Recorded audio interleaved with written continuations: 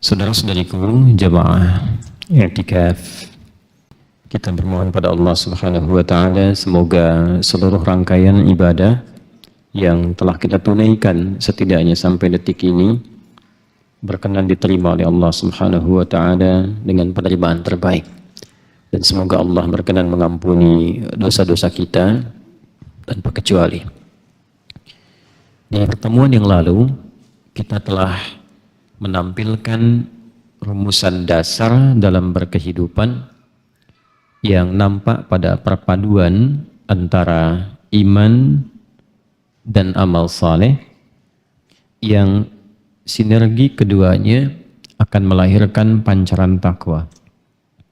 Dan penting untuk diingatkan bahwa takwa itu adalah inti jiwa kita. Karena takwa adalah bagian dari inti jiwa, dan jiwa adalah sumber kehidupan, maka takwa itulah sesungguhnya dan sejatinya yang menggerakkan seluruh bagian tubuh kita untuk berkehidupan dengan cara yang benar. Sumber hidup kita itu kan di jiwa. Kalau tidak ada jiwanya, tidak ada rohnya, tidak akan mungkin bagian fisikal kita ini bisa bergerak. Konstruksi akal kita bisa berpikir. Dan inti jiwa itu adanya di takwa. Wa nafsin wa ma sawwaha, dan demi jiwa yang telah sempurna penetapannya, telah sempurna penyatuannya terhadap raga. Fa'alhamaha fujuraha wa taqwaha, maka ditanamkan, diilhamkan pada jiwa itu dua potensi utama, fujur dan takwa. Dan hakikat sifat fujur pun itu menjadi katalis yang mempercepat lahirnya sinyal-sinyal takwa. Jadi takwa itu kalau bisa digerakkan dengan benar dalam jiwa kita, itu secara otomatis nanti akan membimbing seluruh bagian tubuh kita untuk berperilaku dengan baik.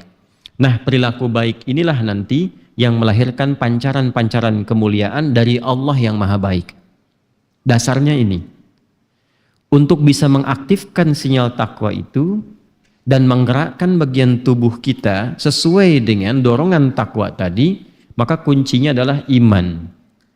Bila iman itu sudah bisa dimunculkan, maka iman akan mengaktifkan sinyal takwa yang menggerakkan bagian tubuh untuk beraktivitas. Aktivitas itu dalam bahasa Arab disebut amal. Amal yang dibimbing oleh iman yang bisa melahirkan takwa disebut dengan saleh. Dari sini muncul rumusan iman dan amal saleh. Dan perpaduan iman dan amal saleh ini melahirkan apa yang disebut dengan takwa. Kalau sudah dapat takwa, maka akumulasi kebahagiaan, kenyamanan, ketentraman dalam berkehidupan di semua dimensi dan ruang berkehidupan, baik di dunia, di alam kubur sampai ke akhirat kelak, itu selalu memancarkan kesempurnaan dari kebahagiaan dan ketentraman. Itu yang kemarin telah kita bahas, telah kita uraikan, dan sekarang tinggal tahapannya secara individu, kemudian berkeluarga dan bersosial, bagaimana menerjemahkan takwa itu dalam konteks kehidupan secara personal sehingga menjadi pribadi yang bertakwa, wa kana taqiyya. Kemudian keluarga yang dihiasi dengan pesona takwa, suaminya bertakwa, istrinya bertakwa, anak-anak demikian, ya. Dan itu lebih tinggi nilainya dibandingkan dengan keluarga cemara. Di keluarga takwa itu lebih tinggi nilainya. Cemara kan masih butuh lampu, ya. Baik, takwa itu punya sinyal sendiri, punya sinar sendiri. Kemudian jika semua keluarga sudah baik, otomatis kehidupan bermasyarakat, berbangsa, bernegara pun itu pasti akan baik. Secara individu, kematangan untuk mendapatkan takwa itu bisa dilatih dalam 3 hal. 3 ini minimal kita bisa memahami dengan baik, melatih dan mempraktekannya, maka insya Allah semua tahapan kehidupan yang kita lalui, tabaqan an tabaq, la tarakabunna tabaqan an tabaq. Jadi kita itu akan mengalami setiap fase, etape kehidupan. Apapun tujuan yang akan kita raih, itu selalu menempuh jalan. Dan fitrah kehidupan mengajarkan di setiap jalan yang kita tapaki tantangannya selalu berbeda. Sejauh mata memandang dari sini terlihat gerbang depan. Jangan dikira begitu memandang sampai ke gerbang depan, tidak. Mesti jalan dulu. Dan di setiap jalan kan tantangannya berbeda. Begitu antum jalan sedikit pengen lihat ke sebelah kanan, rumah belum jadi. Ya kan? Nengok kiri bisa berbeda. Jalan lagi terus lihat gedung kiai. Terus sampai ke depan itu selalu berbeda. Itulah hidup. Dan hidup kita itu bukan hanya sampai gerbang depan. Tapi kita akan terus melalui dalam setiap tahapan kehidupan. Cuman citranya itu yang penting untuk kita baca. Paham ini, insya Allah semuanya akan lebih mudah. Yang pertama desainnya adalah kita harus memahami bahwa implementasi dari iman itu yang melahirkan amal soleh pokoknya adalah ibadah. Dan dasar dari ibadah itu yang paling pokoknya adalah sholat. Maka dari itulah kemudian sholat itu menjadi ibadah yang paling pokok yang mengikat secara personal. Ingat ya, mengikat secara personal, tidak bisa diwakilkan. Afwan akhi, saya ada kegiatan besok subuh, nitip dulu sholat subuh ya. Gak bisa. Oh, nggak bisa diwakilkan kalau gitu nitip absen sama malaikat. Tidak. Mengikat, wajibnya ain, mengikat pada setiap personal. Aini itu setiap personal, setiap individual. Kenapa dipaksa untuk melakukan? Karena ternyata ini kan pokok yang mengantarkan pada pancaran takwa. Pokok yang mengantarkan pada kebahagiaan. Karena itu panggilannya seperti sering saya ingatkan, itu selalu diperdengarkan dengan puncak kebahagiaan dan kesuksesan. Ketika Anda bertanya kenapa sholat, entengnya dan kadang-kadang melenting suaranya muadzin mengatakan hayya 'alas sholat. Anda tanya kenapa? Hayya 'alal falah. Dari yang paling syahdu sampai yang paling melengking suaranya. Kalau sudah sampai sedemikian vibrasinya belum menyentuh jiwa kita, dengan cara apa lagi mesti dipanggil? Ya? Dan dahsyatnya kan saling panggil-panggilan tuh, diingatkan dari berbagai sisi itu. Nah ini dasarnya. Jadi itu yang menyebabkan rahasianya, filosofinya, kenapa sih kita dipaksa sholat? Ternyata semua feedbacknya itu kembali ke kita. Allah itu nggak butuh dengan rukunya hamba, tidak butuh dengan sujudnya hamba, tapi ruku dan sujud itu yang menjadikan hamba itu mendapatkan kebahagiaan dan kesuksesan. Dan Allah itu dengan sifat rahmannya karena maha sayang ingin hambanya bahagia. Paham sampai di sini ya? Karena itu di pertemuan yang lalu kita telah turunkan sholatnya diwajibkan 5 waktu. Maka pancaran kebahagiaan takwanya pun itu ada 5. Seperti yang sudah kita tuliskan dan masih bertahan di papan tulis 1-5. Jelas ya? Baik, silahkan dicek bagi yang baru bergabung, dicek kembali. Dan saya kira tayangan pertemuan lalu masih ada dan bisa diakses kembali di YouTube. Kemudian setelah ini aspek ibadah, ini baru contoh satu ya, baru satu contohnya. Nanti hal lainnya bisa kita lengkapi. Kita masuk kepada kebagian yang kedua di pertemuan lalu, aspek pengetahuan. Ini pun tidak akan lepas dari yang pertama, seperti kemarin kita simpulkan. Kata Al-Imam Asy-Syafi'i, kalau Anda ingin menguasai dunia, maka dasar pertamanya itu ilmu. Wa man arada dunya fa alaihi bil ilmi. Kalau Anda ingin mendapatkan kemuliaan akhirat, itu pun dasarnya ilmu. Wa man arada al-akhirah fa alaihi bil ilmi. Apalagi ingin keduanya. Wa man aradahuma fa alaihi bil ilmi. Itu bukan hadis ya, itu kalam Al-Imam Asy-Syafi'i. Jelas ya? Dan menariknya, bekal pertama seperti yang penting saya sampaikan di pertemuan lalu, bekal pertama yang Allah berikan kepada Adam alaihissalam, ayah moyang kita, saat ditugaskan menjadi khalifah di bumi dan diviralkan misi ini di kalangan penduduk langit, itu bekal pertama yang diberikan apa? Pengetahuan. Wa 'allama Adam al-asma'a kullaha. Quran surah kedua ayat 31. Nah, ilmu pun tidak bisa dipisahkan dari takwa.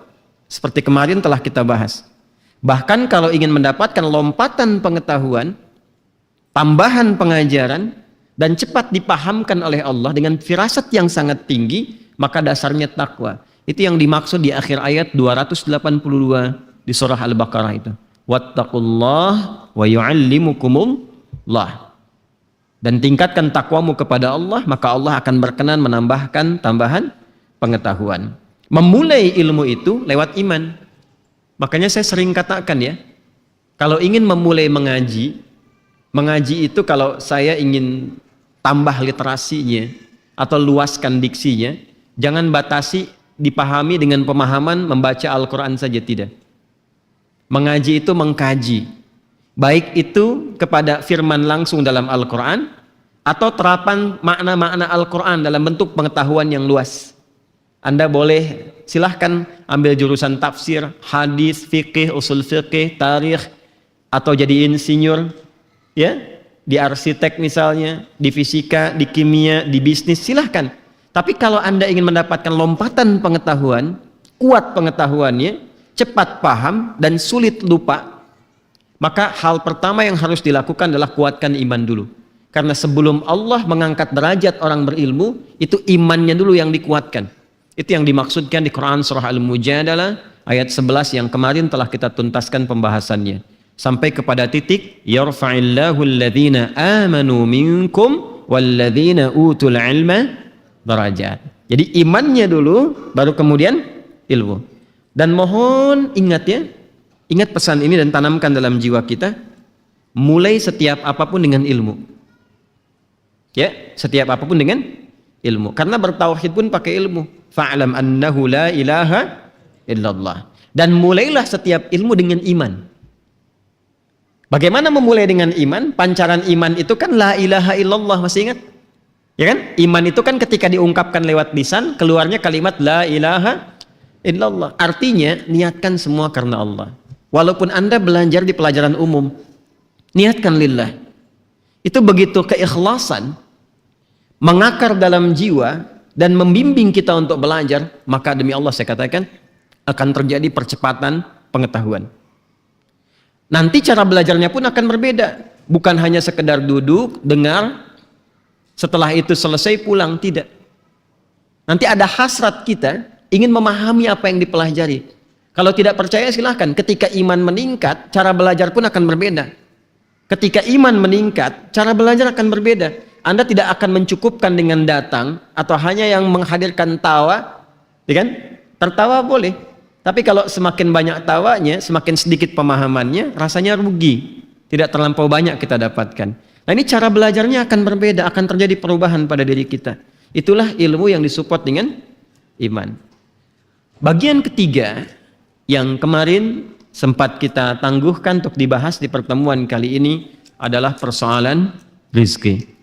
Jadi kalau ibadahnya sudah bagus, ilmunya juga sudah luar biasa kuat, dan rizkinya juga lancar, rasanya apalagi yang perlu dikhawatirkan dalam kehidupan ini? Jelas sampai sini? Baik, mari kita mulai pada bagian ketiga, bagaimana memantapkan diri, memantaskan diri sebagai individu, sehingga dengan kepantasan ini di hadapan Allah, Allah berkenan melimpahkan rizki semudah yang kita perlukan. Bahkan nanti tingkatan yang paling dahsyat itu belum minta, sudah langsung disiapkan oleh Allah Subhanahu wa taala. Yuk kita mulai.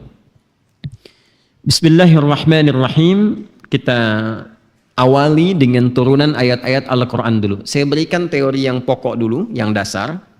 Setelah itu kita masuk pada lompatan takwa. Ya, untuk masuk pada rumusan yang di atas itu. Seperti halnya ilmu, rizki juga dibagi setidaknya dua sistem oleh Allah.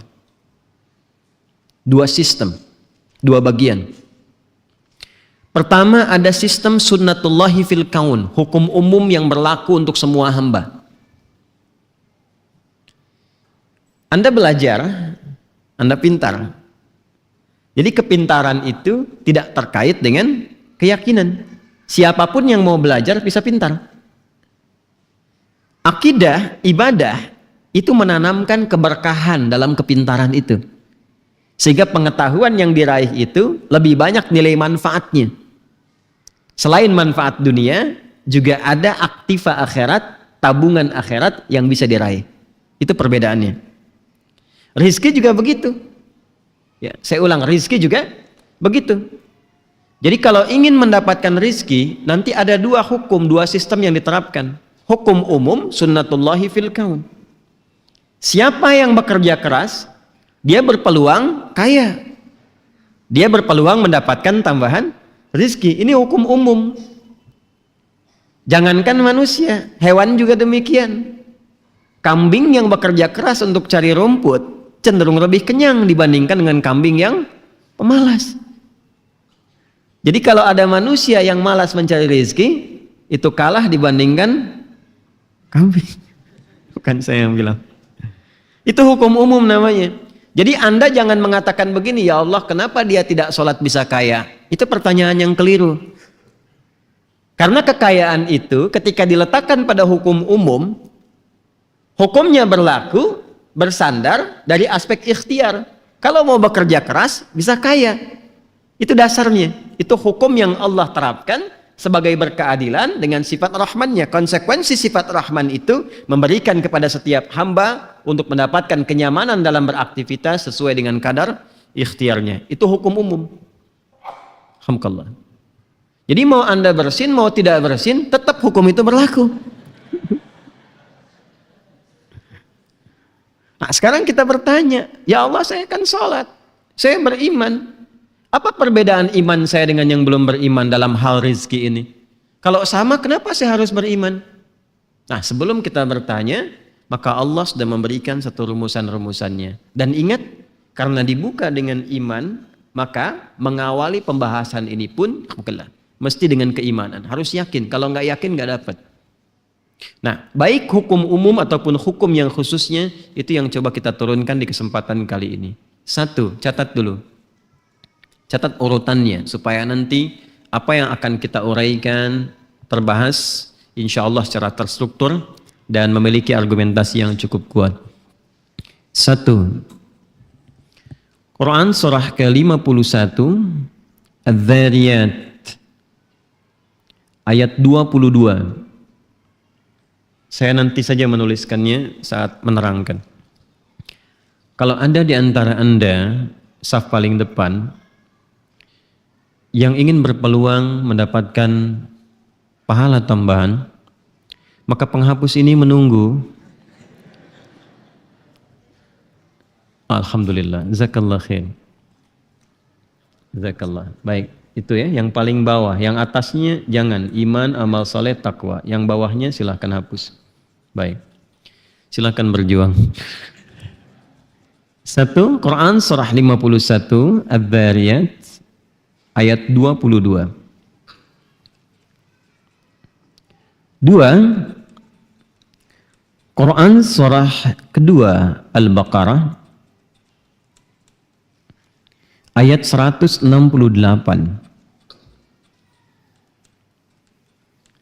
Tiga, Quran surah kedua Al-Baqarah ayat 172. Empat, ini sudah mulai detailnya. Quran surah ketiga Ali Imran ayat 37.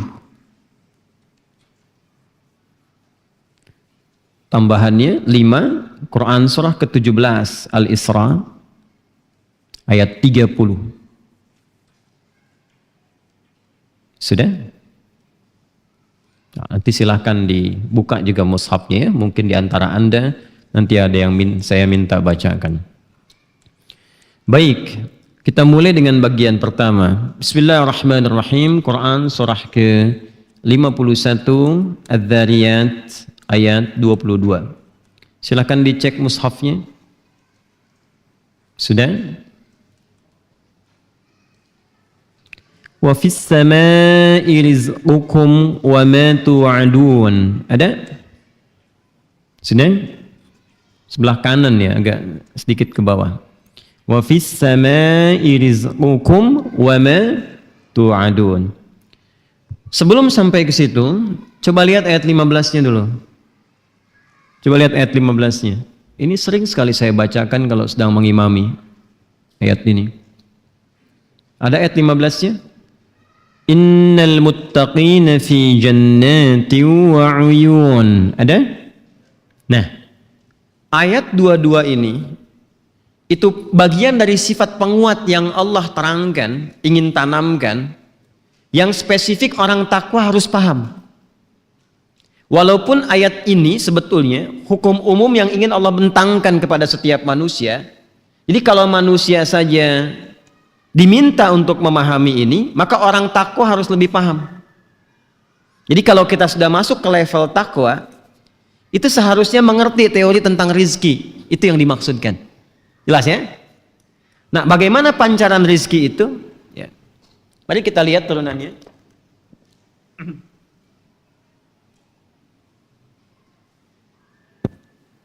Bismillah. Quran surah ke-51 ayat 22. Wa fis samaa'i rizqukum wa ma tu'adun. Dan di langit itu, sejak di langit, rizki kalian semua telah ditetapkan. Baik ya? Rizki telah ditetapkan.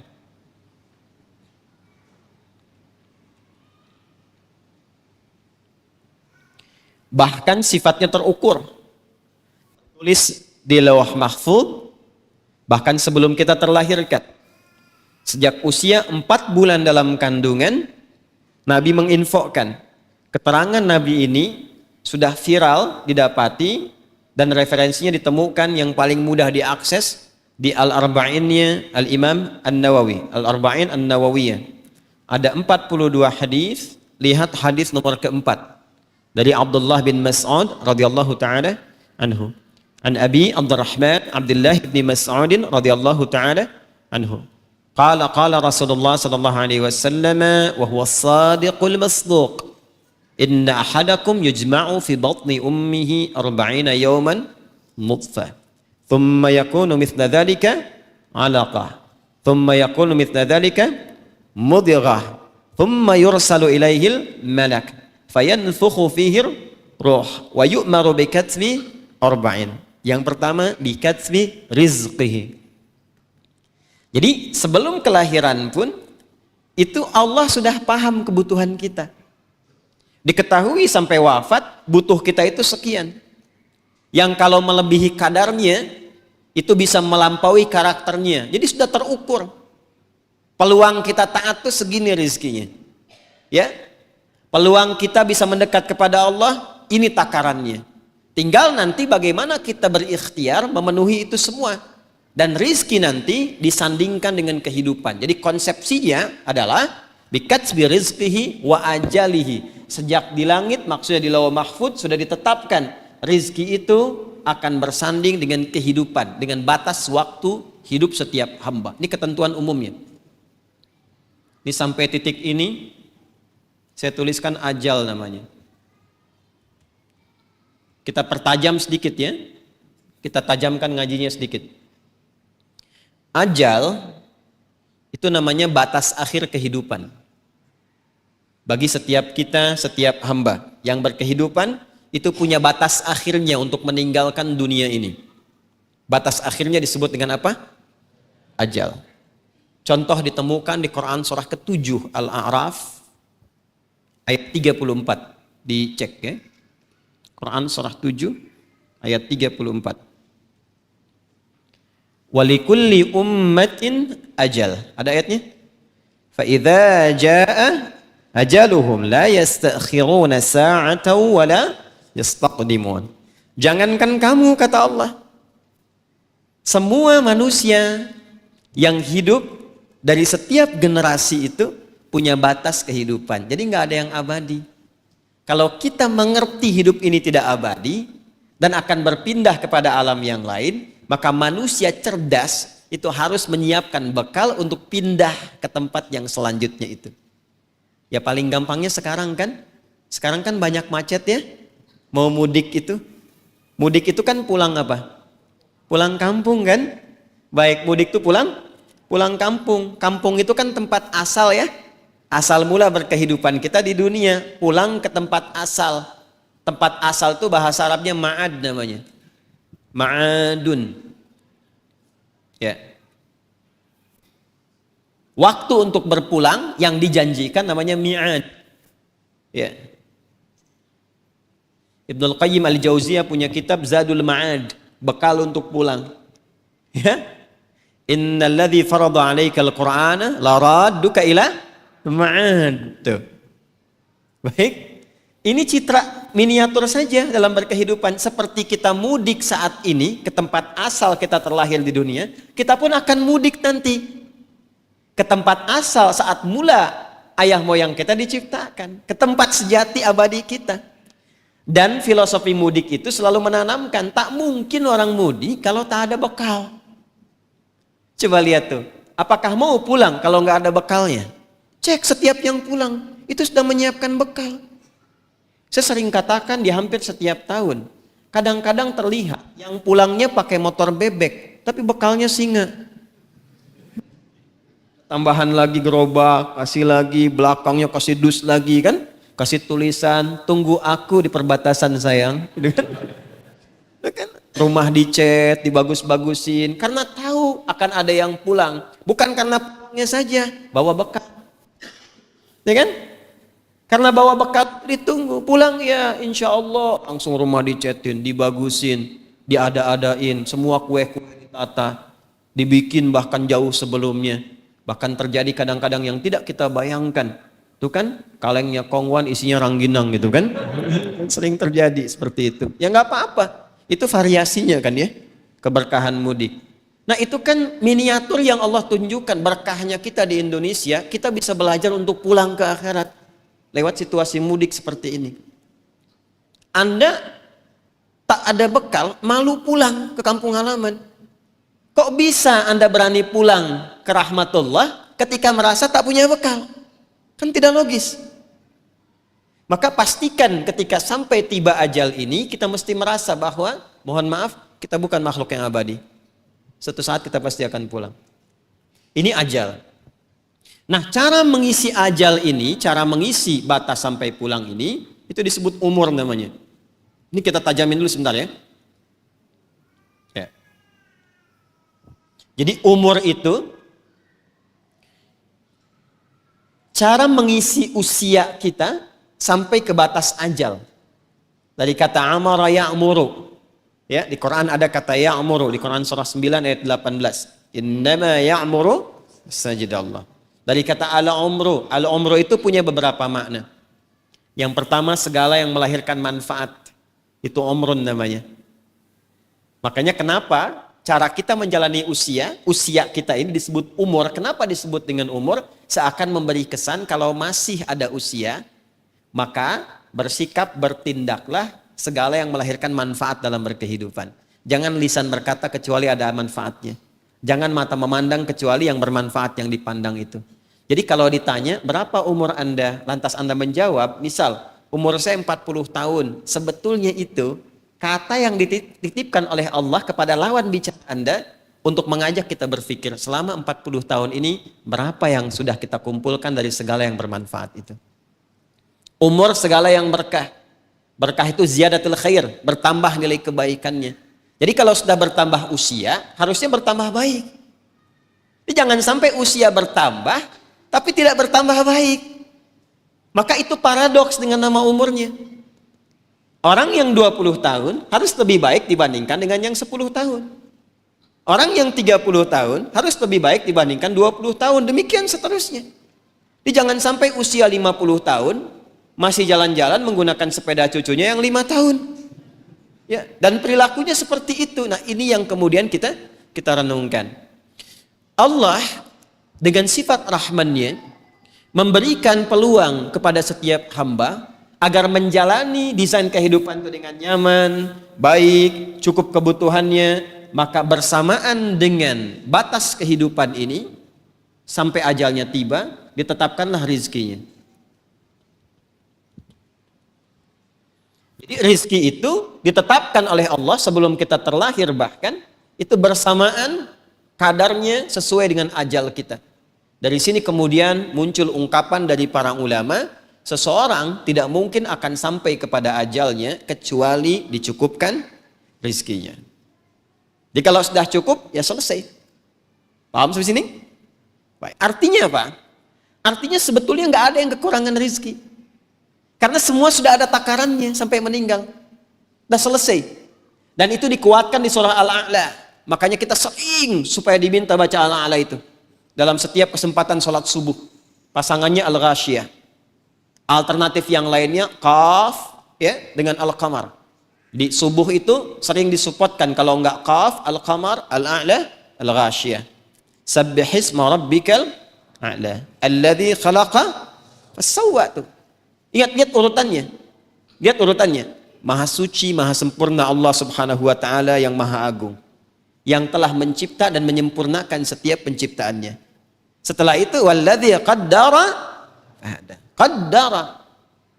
Dan maha suci Allah setelah menciptakan dan menyempurnakannya, qaddara, menentukan kadar. Apa di antara kadar itu? Rizki. Dari mana menemukan kata rizki dengan kadar? Lihat Quran surah 17 tadi ayat 30. Coba bantu bacakan. Quran surah 17 ayat 30. Ini akan selalu dengan Quran strukturnya. Ayo cepat. Makanya hafalkan biar cepat. Ya Allah, Quran surah 17 ayat 30. Baca.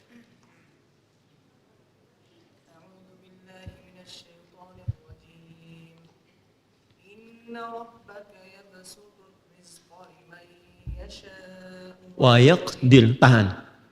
Ketemu antara hubungan rizki dengan qadar. Inna rabbaka, teruskan. Huwa yabsutur rizqa liman yasha wa yaqdir. Sungguh Allah telah mengatur. Allah lah yang telah mengatur, mendesain bagaimana kecukupan rizki untuk hambanya. Ada yang diluaskan, dibentangkan, bahasa kita itu dijadikan kaya. Karena memang Allah menetapkan ini yang paling cocok untuk ibadahnya itu lewat hartanya. Makanya cara memandang harta kalau sedang meningkat, awas hati-hati, jangan salah paham. Semuanya titipan. Jadi kalau Anda merasa sedang ada peningkatan harta, sebetulnya Allah sedang menilai kita itu lebih mudah beramal lewat harta. Karena mungkin orang lain sudah kuat beramal dengan fisiknya. Coba cek diri masing-masing.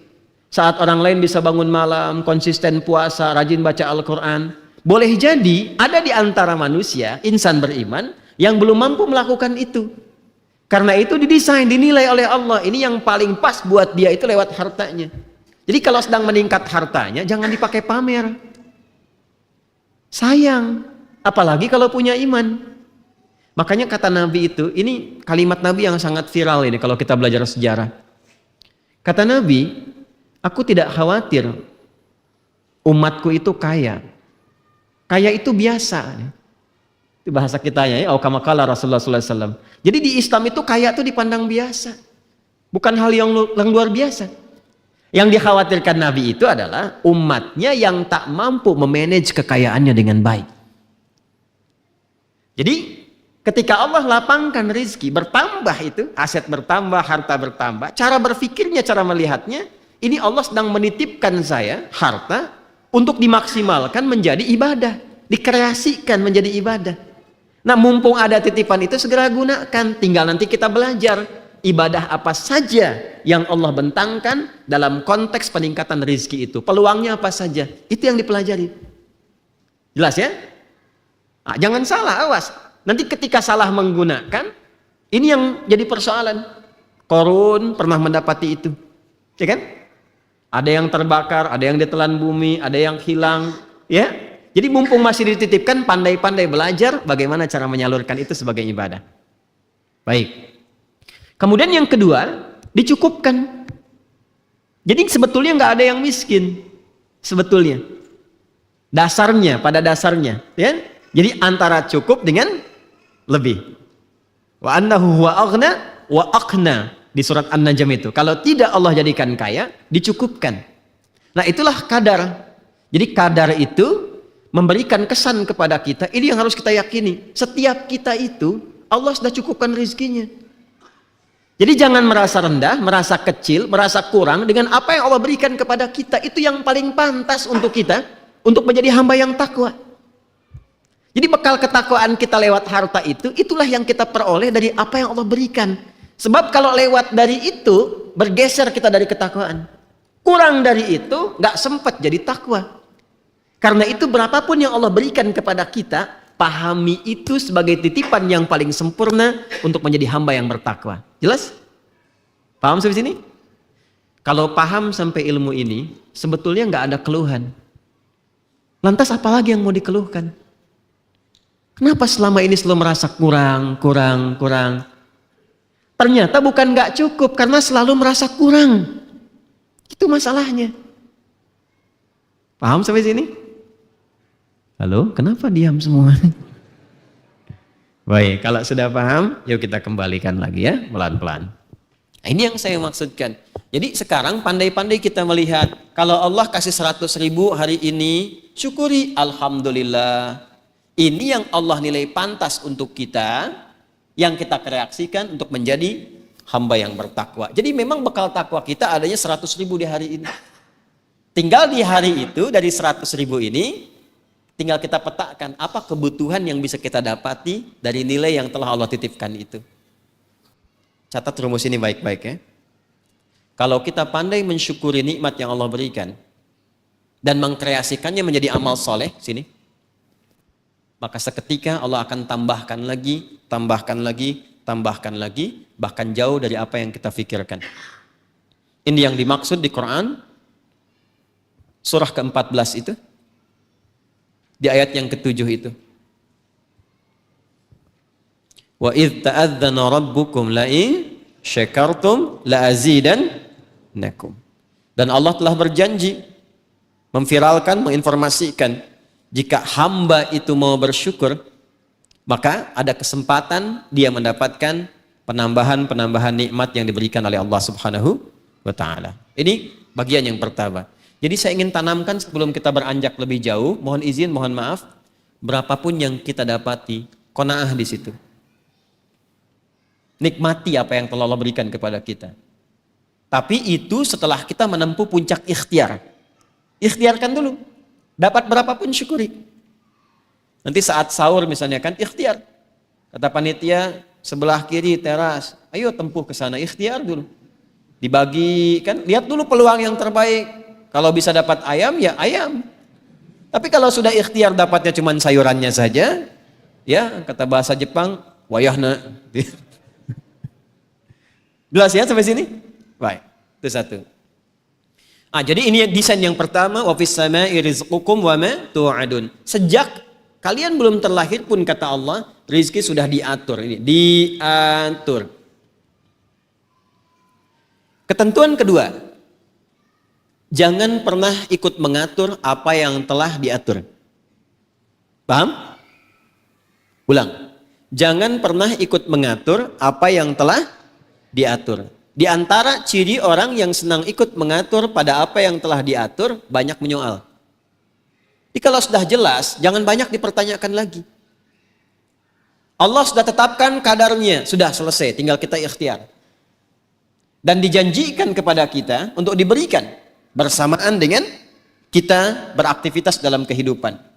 Wa fis sama'i rizqukum wa ma tu'adun. Dan dijanjikan oleh Allah untuk diberikan kepada kita sesuai dengan ikhtiar kita dalam berkehidupan. Bagaimana cara Allah memberikan rizki yang dijanjikan ini kepada kita? Maka pindah ayatnya ke Quran surah kedua Al-Baqarah ayat 168.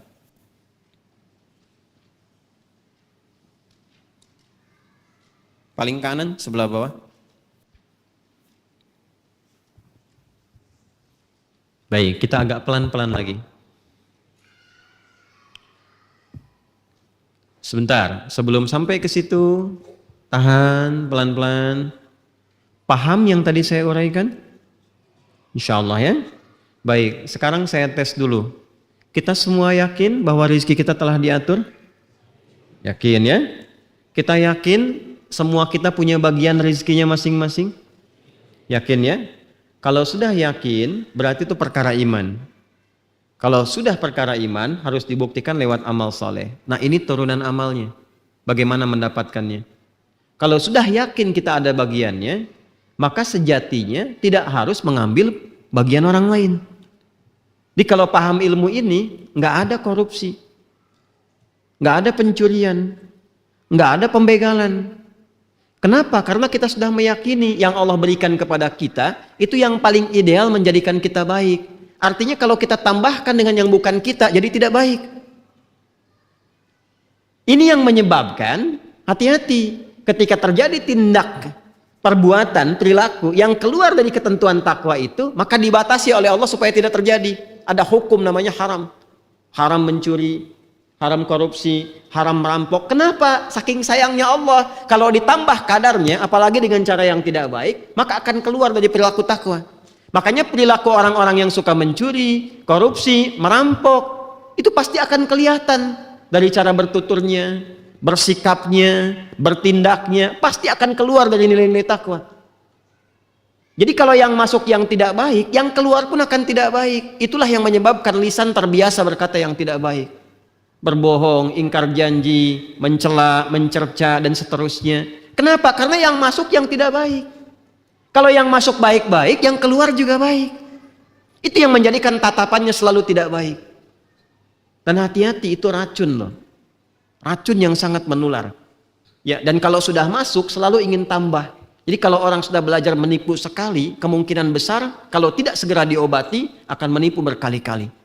Yang paling bahaya ketika tindakan ini, bagian ketiga ini disupport oleh pengetahuan yang salah. Orang mencuri yang tidak pandai pengetahuannya, kadarnya kecil, sekalipun tetap salah. Tapi ketika mencuri dengan pengetahuan, itu yang bisa paling membahayakan. Paham? Teruskan.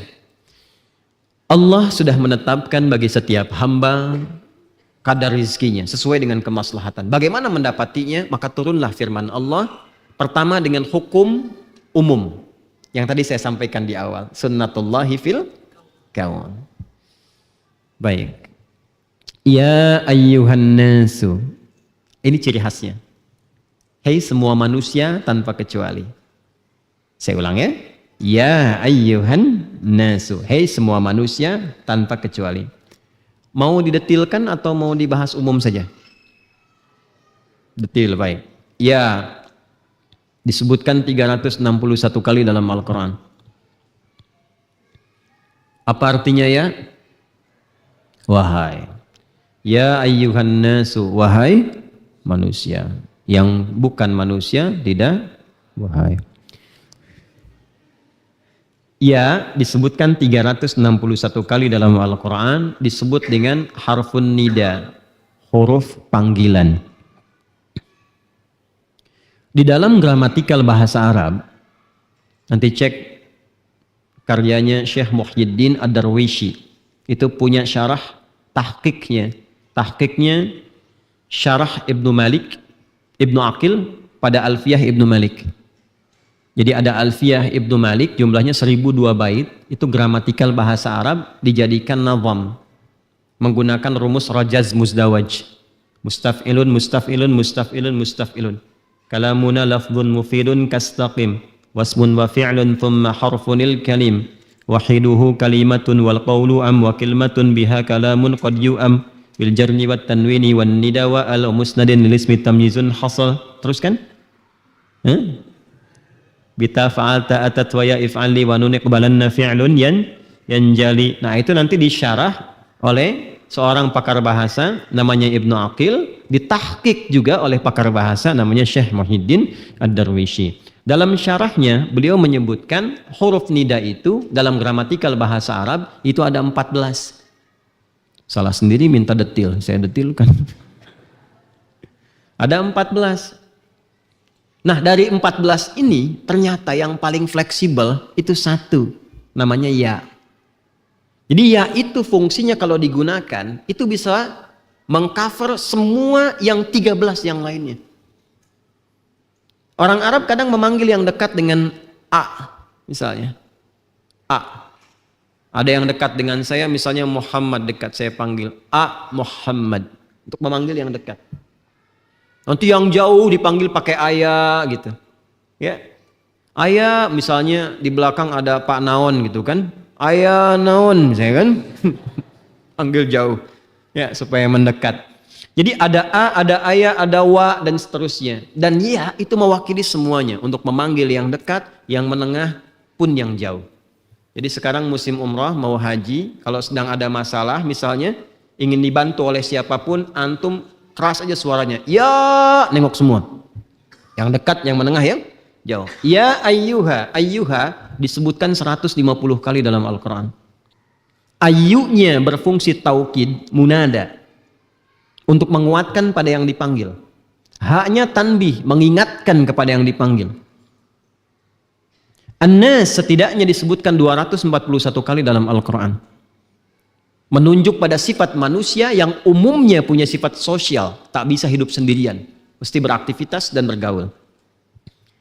Bagaimana cara menerjemahkan secara tafsirnya dengan pendekatan bahasa ini?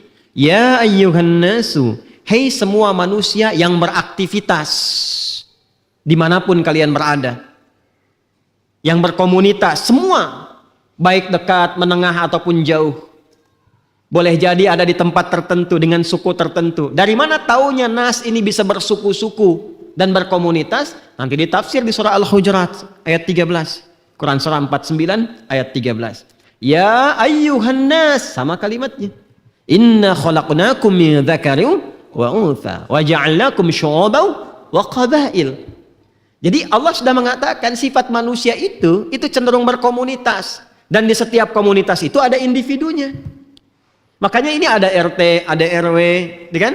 Kelurahan, terus sampai kabupaten, sampai negara, terus berbeda-beda lagi. Tapi tetap nggak mungkin jadi komunitas kecuali ada individunya.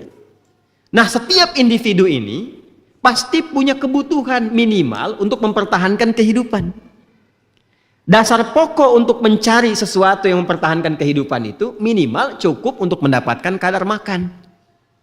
Coba kalau ayah ditanya ketika akan bekerja, ayah mau kemana?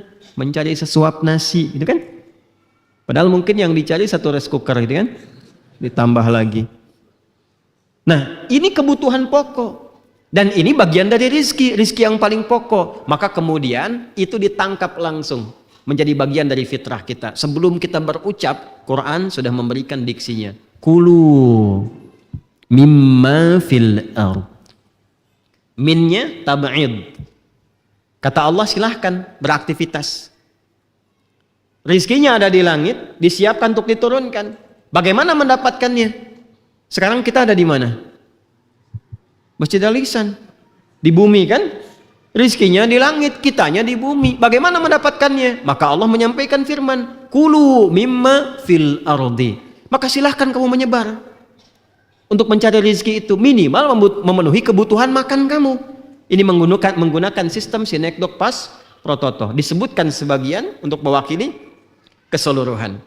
Nah, sekarang perhatikan baik-baik. Bagaimana caranya mencari rizki masih dalam ketentuan umum yang tetap ada di garis ketentuan Allah sehingga tidak melenceng dan berkonsekuensi mendapatkan hal yang negatif dalam berkehidupan. Syaratnya 2. 1, halalan. 2, thayyiban. Kulu mimma fil ardi halalan thayyiban. Saya ingin tuliskan karena nanti ada sesuatu yang dahsyat sekali. Nih, ketika Allah menyampaikan hukum umum menggunakan kata nas. Ya ayyuhan nas. Saya tuliskan ya-nya lagi di sini dan ayyuha. Kemudian di sini kulu mimma fil ardh. Kemudian halana thayyibah. Halana thayyibah. Ya. Fokus baik-baik ya. Ini materi malam ini akan sangat menentukan. Cara mendapatkan rizki ini, kata Allah, pertama kita mesti ikhtiar dulu. Ini kata kerjanya, kulu. Ini fi'il. Verb bahasa Inggrisnya. Kata kerja bahasa Indonesianya. Jadi hukum umum mengatakan, kalau ingin mendapatkan bagian rizki yang mengiringi kehidupan kita, maka mesti ikhtiar. Silakan bekerja, beraktivitas. Nah, perhatikan cara memahaminya. Ternyata hukum kehidupan yang Allah tetapkan, kalau seseorang sudah bergerak untuk beraktivitas dengan tujuan mencari rizki, maka hukumnya berlaku. Sesuai dengan kadar ikhtiarnya, ditetapkanlah oleh Allah, rizki itu diturunkan. Hanya nanti ada yang sifatnya diberikan sekaligus, ada yang diakumulasikan. Anda misalnya sekarang beraktivitas nih, ikhtiar. Merasa belum dapat. Besok kerja lagi, belum dapat. Hari ketiga dapat. Dan Anda katakan, Masya Allah, Alhamdulillah dapatnya banyak nih, 1 juta hari ketiga. Sebetulnya yang 1 juta itu akumulasi pendapatan Anda dari hari pertama, kedua, sampai ketiga. Kadang diberikan banyak langsung pada yang terakhir untuk memberikan rasa nikmatnya berikhtiar setelah 3 hari berusaha mencari itu. Anda itu baru bisa, kita merasakan nikmatnya makan cendol ketika sudah lari kan. Terus begitu haus jangankan cendol, air bening aja nikmat kan? Ya kan? Kalau air putih jelas susu kan? Ya. Air bening aja nikmat. Kenapa? Karena ada pemicu yang menjadikan kita merasakan kenikmatan itu begitu. Kadang-kadang akumulasi rezeki itu didapatkan terlihat banyak, terasa lebih berharga karena melihat perjuangan apa yang telah lampau. Lihat orang-orang sukses yang sekarang ada itu. Mereka selalu berkata, jangan lihat kami sekarang. Lihat bagaimana dulunya kami berusaha. Itu bahasa fitrah. Ini hukumnya. Jadi kalau ingin mendapatkan sesuatu, mesti ikhtiar. Nggak bisa diam saja. Dulu, saya 2006 itu, posisi saya di Kairo. Sedang ikut daurah tafsir dari Syekh Sayyid Muhammad Tantawi, Syekhul Azhar pada waktu itu. Lalu saya mendengar ada perdebatan antara 2 orang mahasiswa, sama-sama pintar. Yang satu mengatakan rizki itu sudah diatur, nggak kerja pun pasti diberikan. Dia menggunakan dalil Quran surah 51 ini ayat 22. Wa fis sama'i rizqukum wa ma tu'adun. Yang satu mengatakan nggak bisa, harus ikhtiar baru diturunkan.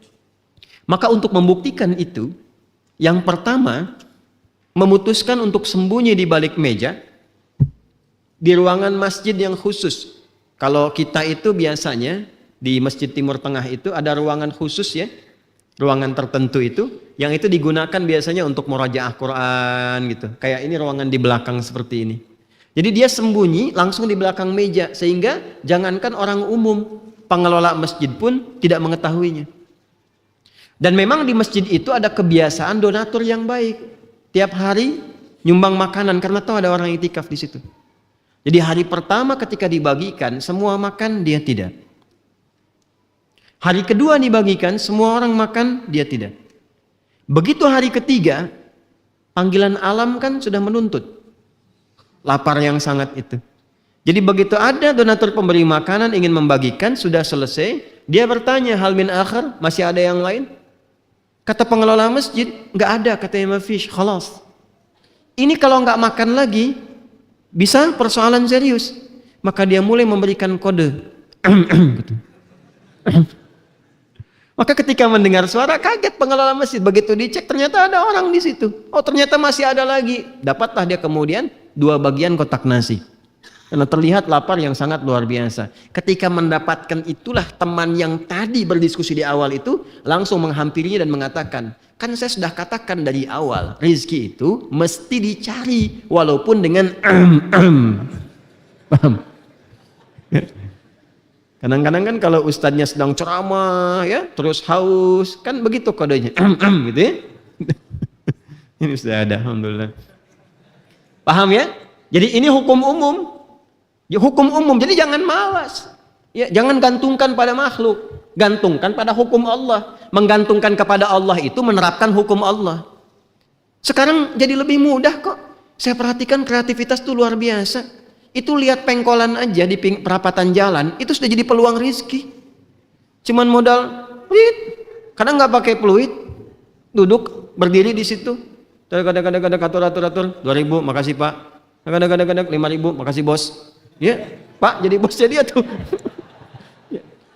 Yang paling saya heran 10.000 jadi om. Kebayang nggak? 2.000 masih teman tuh. 5.000 jadi 10.000 jadi om. Kadang saya suka tanya sama kawan saya, kapan kamu kerabatan nih? Jelas ya? Jadi tinggal kreativitas kita saja gitu. Kita ikhtiar, ini harus optimis. Itu bagian dalam berkehidupan. Jangan biarkan bagian kita hilang. Kembali ke sini. Nah, apa yang harus kita lakukan? Kata Quran, mimma fil ardi, berpetualanglah. Kalau nggak dapat di lapak yang ini, cari yang lainnya. Itu yang harus dilakukan. Ya, merantau itu bahasa Quran. Ya, cari di kelurahan ini nggak dapat, cari yang lain. Kecamatan ini nggak dapat, cari yang lain. Kabupaten ini nggak dapat, mungkin peluangnya di tempat lain. Kalau nggak dapat di Asia, ya mungkin di Amerika, mungkin di Eropa, mungkin di Afrika. Ya, banyak dibentangkan, itu yang dimaksud mimma fil ardi. Cuman dimanapun saya, Anda, kita beraktivitas, mendapatkan rezeki itu, pastikan dua ini terpenuhi. Satu halalan, kedua thayyibah. Tempuh dengan cara yang legal. Jangan melanggar hukum. Jelas? Maka kalau paham ayat ini, tidak ada satupun, maaf sekali lagi, tidak ada satupun di antara kita yang terjebak pada tindakan-tindakan yang negatif. Gak ada yang mencuri, gak ada yang korupsi, gak ada yang berhasad mengambil hak orang lain, rezeki orang lain. Kenapa? Karena kita sudah paham caranya. Kalau sudah dapat, nah ini yang mau saya katakan. Misal, alhamdulillah saya sudah berikhtiar dapat 100.000 dengan cara yang halal, tidak melanggar ketentuan setempat. Thayyibah dari yang didapatkan itu, maka penuhi kebutuhan kita dengan cara yang terbaik. Aspek Quran menyebutkan thayyib itu hal yang dibutuhkan, bukan apa yang diinginkan. Jika keinginan sesuai kebutuhan, bagus. Tapi sekedar memenuhi keinginan, nafsu namanya. Yang terbaik itu, semua apa yang akan kita konsumsi, kita kenakan, kata Allah, kalau pola hidupnya memenuhi kebutuhan, maka itu cenderung menenteramkan. Rata-rata kan yang gelisah itu, yang selalu memenuhi hasrat keinginan. Nggak butuh motor, minta motor. Nggak butuh mobil, memaksa untuk kredit mobil. Akhirnya kan lelah sendiri kan. Maka ini yang dimaksudkan oleh Quran. Apapun yang didapatkan dari situ, coba bangun struktur yang jelas untuk memenuhi apa yang kita butuhkan. Paham? Ini hukum umum. Oke, sekarang kita masuk ke yang spesifik karena kita sudah mau ke ujungnya. Ini yang coba kita uraikan, kaitkan dengan takwa. Masih ingat takwa? Poros awalnya apa pondasinya?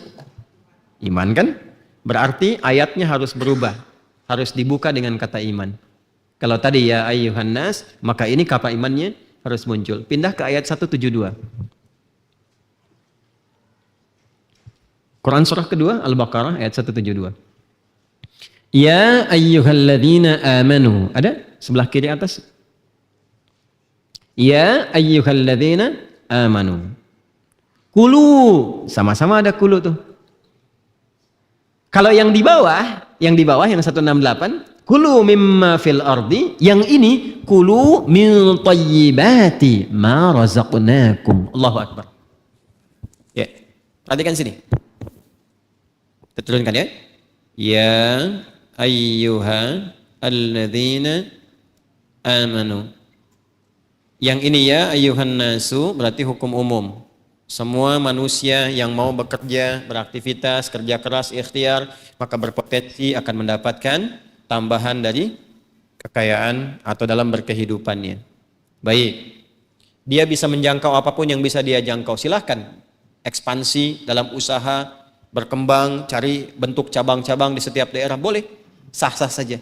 Tapi tempuh dengan cara yang legal dan penuhi sesuai dengan asas kebutuhan.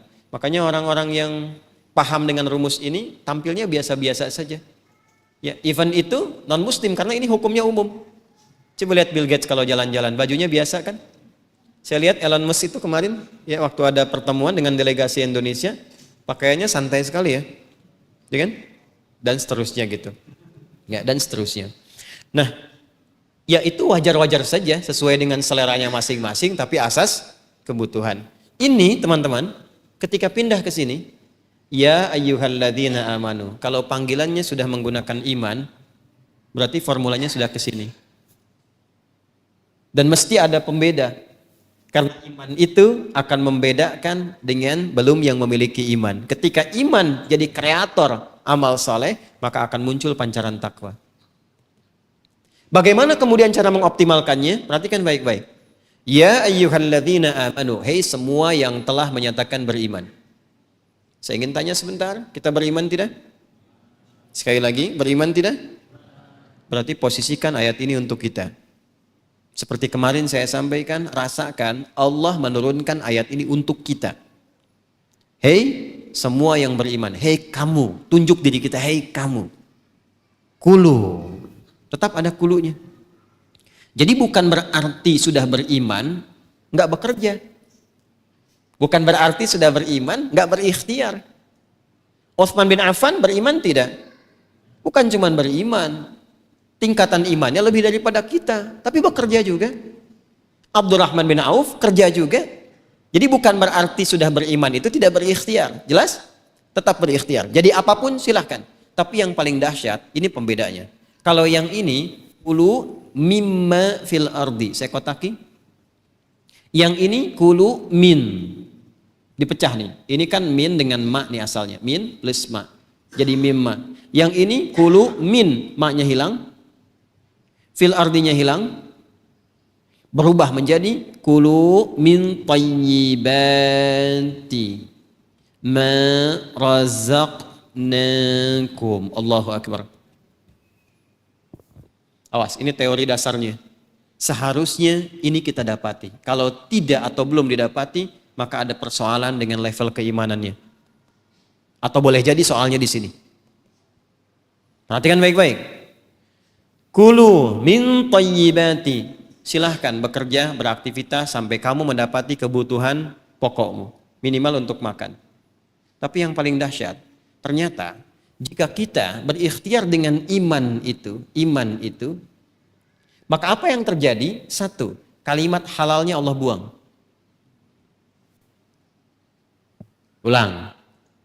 Di atas, ya ayyuhan nasu kulu mimma fil ardi halalan thayyiban. Di bawah, ya ayyuhalladzina amanu kulu min tayyibati. Ada halalnya? Tidak ada. Tayyibnya dijamakkan jadi tayyibat.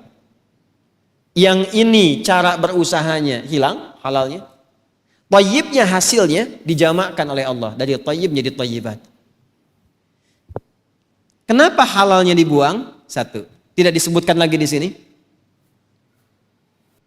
Karena otomatis iman yang dimiliki itu sudah pasti akan mengarahkan kepada yang halal. Karena iman itu nggak akan bertemu dengan yang haram. Masih ingat hadisnya?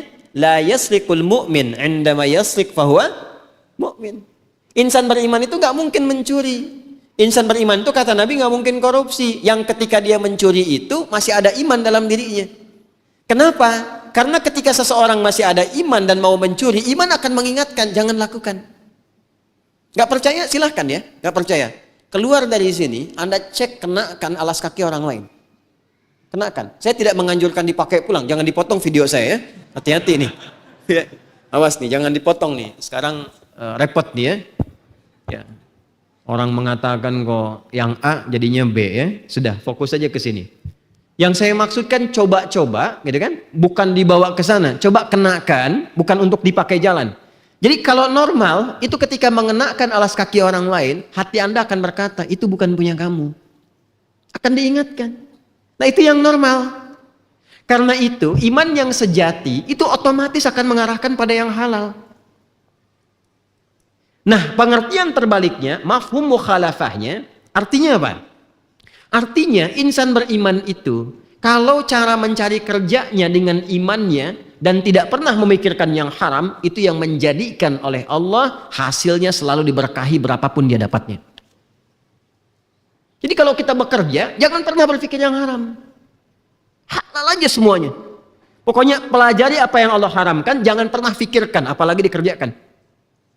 Jangan dekati, jangan kerjakan, jangan pikirkan, pokoknya pikirkan yang halal aja. Sepanjang kita bekerja dan konstruksi berpikirnya selalu yang halal, kata Allah, aku yang akan mengatur pendekatan rizkinya. Karena itu diubah kalimat mimma fil ardinya dengan ma razaqnakum. Kami yang akan dekatkan rizki kepadanya, bukan dia yang lelah mencarinya. Itu kaidah. Tapi syaratnya jauhi berpikir yang haram. Ini kaidah yang pertama. Awas. Kan tadi kita sudah buka dengan keyakinan. Kita insan beriman kan? Maka mesti yakin dengan ayat ini. Jadi sepanjang insan beriman itu selalu memikirkan yang halal, menjauhi dari yang haram, kata Allah, ma razaqnakum. Aku siapkan rizki untuk mudah dia dapati, bukan cara yang lelah dia tempuh. Paham? Dan kemudian yang diberikan oleh Allah itu diperbanyak berkahnya, kualitasnya bukan kuantitasnya. Karena thayyib itu lebih lekat kepada keberkahan sesuai dengan kebutuhan. Kadang-kadang diberikannya misalnya 100.000 tapi berkahnya banyak karena bentuknya jamak thayyibat. Itu Masya Allah 100.000 cukup sebulan, Bu. Ibu bisa senyum, Bapak bisa ketawa. Saya punya teman sama-sama ke Tripoli waktu itu. Beliau dari Bukit Tinggi.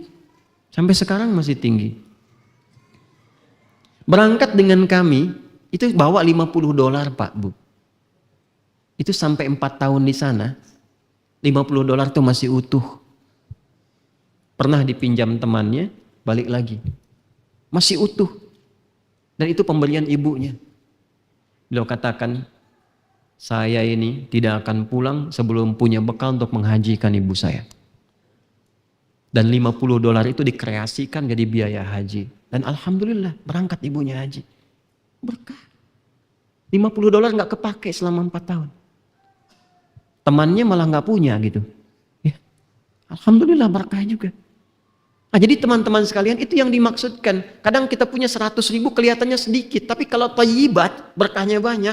Mau belanja, ketemu teman. Mau beli apa akhi? Ini saya yang bayarin sekarang. Bayarin. Masya Allah. Beli sepeda loh dibayarin sama teman. Ya kan? Pulang nyampe rumah tuh lapar. Ya, begitu mau masuk. Assalamualaikum, Pak. Ini baru masak nih nasi kebuli, baru coba-coba. Masya Allah, Bapak bisa cicip-cicipnya. Alhamdulillah dikirimin 1 nampan. Gitu kan? Ya. Dan itu bertahan seperti itu gitu hampir setiap hari. Sehingga selama sebulan 100.000 itu gak kepake. Itu Masya Allah. Berkah hidupnya.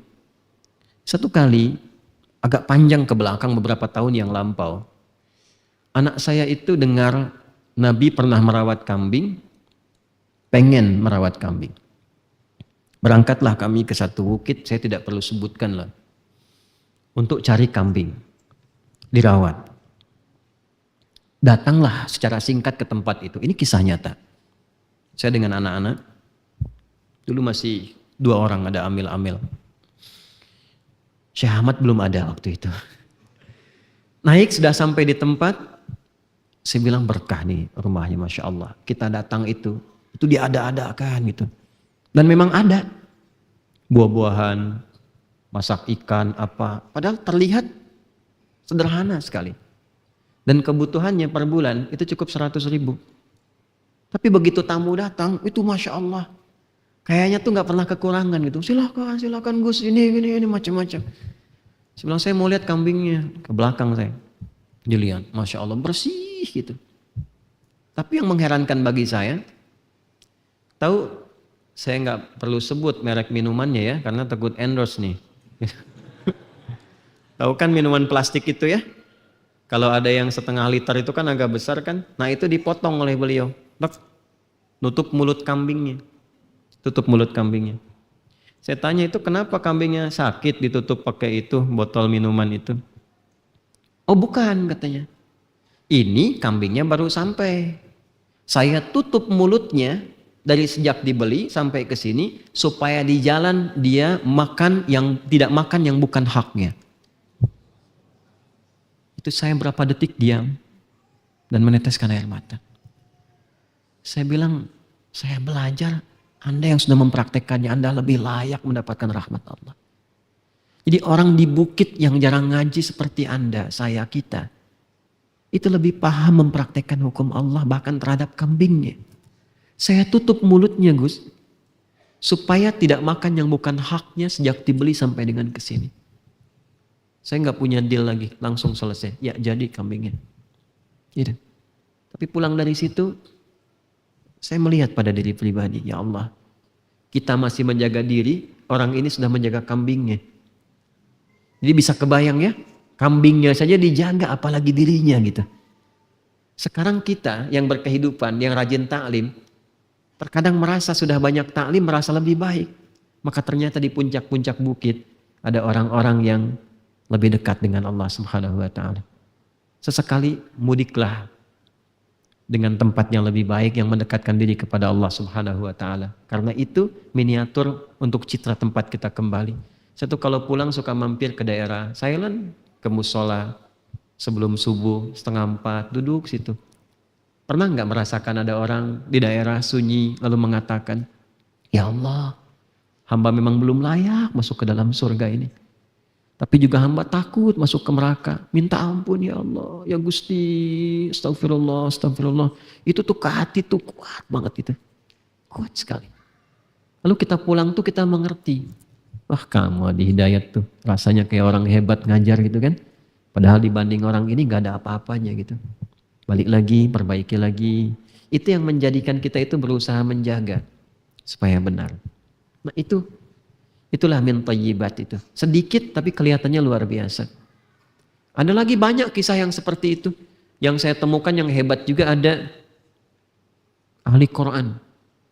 Itu kalau dikunjungi, istrinya itu wah sampai nyari macam-macam ya. Terus itu anaknya sama-sama itu. Masya Allah. Makanan ininya segala rupa. Terus bilangnya tuh komennya selalu positif. Abi itu Masya Allah. Allah kasih rezekinya banyak sekali kalau pulang tuh. Bawa uang 500.000 sebulan. Banyak katanya. Masya Allah Alhamdulillah. Tahu nggak? Itu ahli Quran. Sekeluarga hafal Quran 30 juz. Bahkan kalau nggak salah istri apa suaminya sudah 7 riwayat. Suaminya bekerja, maaf ya, kayak kuli panggul begitu. Ya, dan di sawah itu penghafal Quran. Jadi nggak ada, itu manusia saja yang membedakan tuh manusia. Ini kaya, ini begini, tidak. Jadi kalau kita sudah mengerti diri kita sendiri, kita lapang. Kan Bilal nggak pernah tertarik kan dengan rezekinya Utsman? Pernah dengar cerita Bilal mencuri hartanya Utsman? Tidak. Bilal tetap konsisten dengan adzannya. Utsman tetap konsisten dengan hartanya yang dikreasikan jadi ibadah. Ali bin Abi Thalib main tuh ke Topkapi. Museum di Istanbul itu. Itu ada peninggalan beliau itu termasuk pakaiannya begitu sederhana. Hidupnya sederhana karena menambatkan jiwanya pada ilmu. Tapi nggak pernah tertarik dengan hartanya Abdurrahman bin Auf. Nah, ini pola hidup yang penting kita melihat diri kita itu lebih baik. Kalau sudah merasakan ini, itu insya Allah kita mengerti jalan hidup kita. Nggak perlu kita kemudian menilai diri kita dengan apa yang didapatkan orang lain. Capek hidup begitu. Capek. Kita itu ke surganya dengan sepeda. Kenapa harus memandang orang yang pakai Ferrari? Dan menjadikan itu bagian dari style hidup kita. Capek. Ikhtiar aja dapat itu. Kalau nggak dapat, memang rezekinya di situ. Tinggal dikreasikan bagaimana Allah ridha dengan apa yang kita jalani saat ini. Ya. Tapi bukan berarti harus di level itu saja, tidak.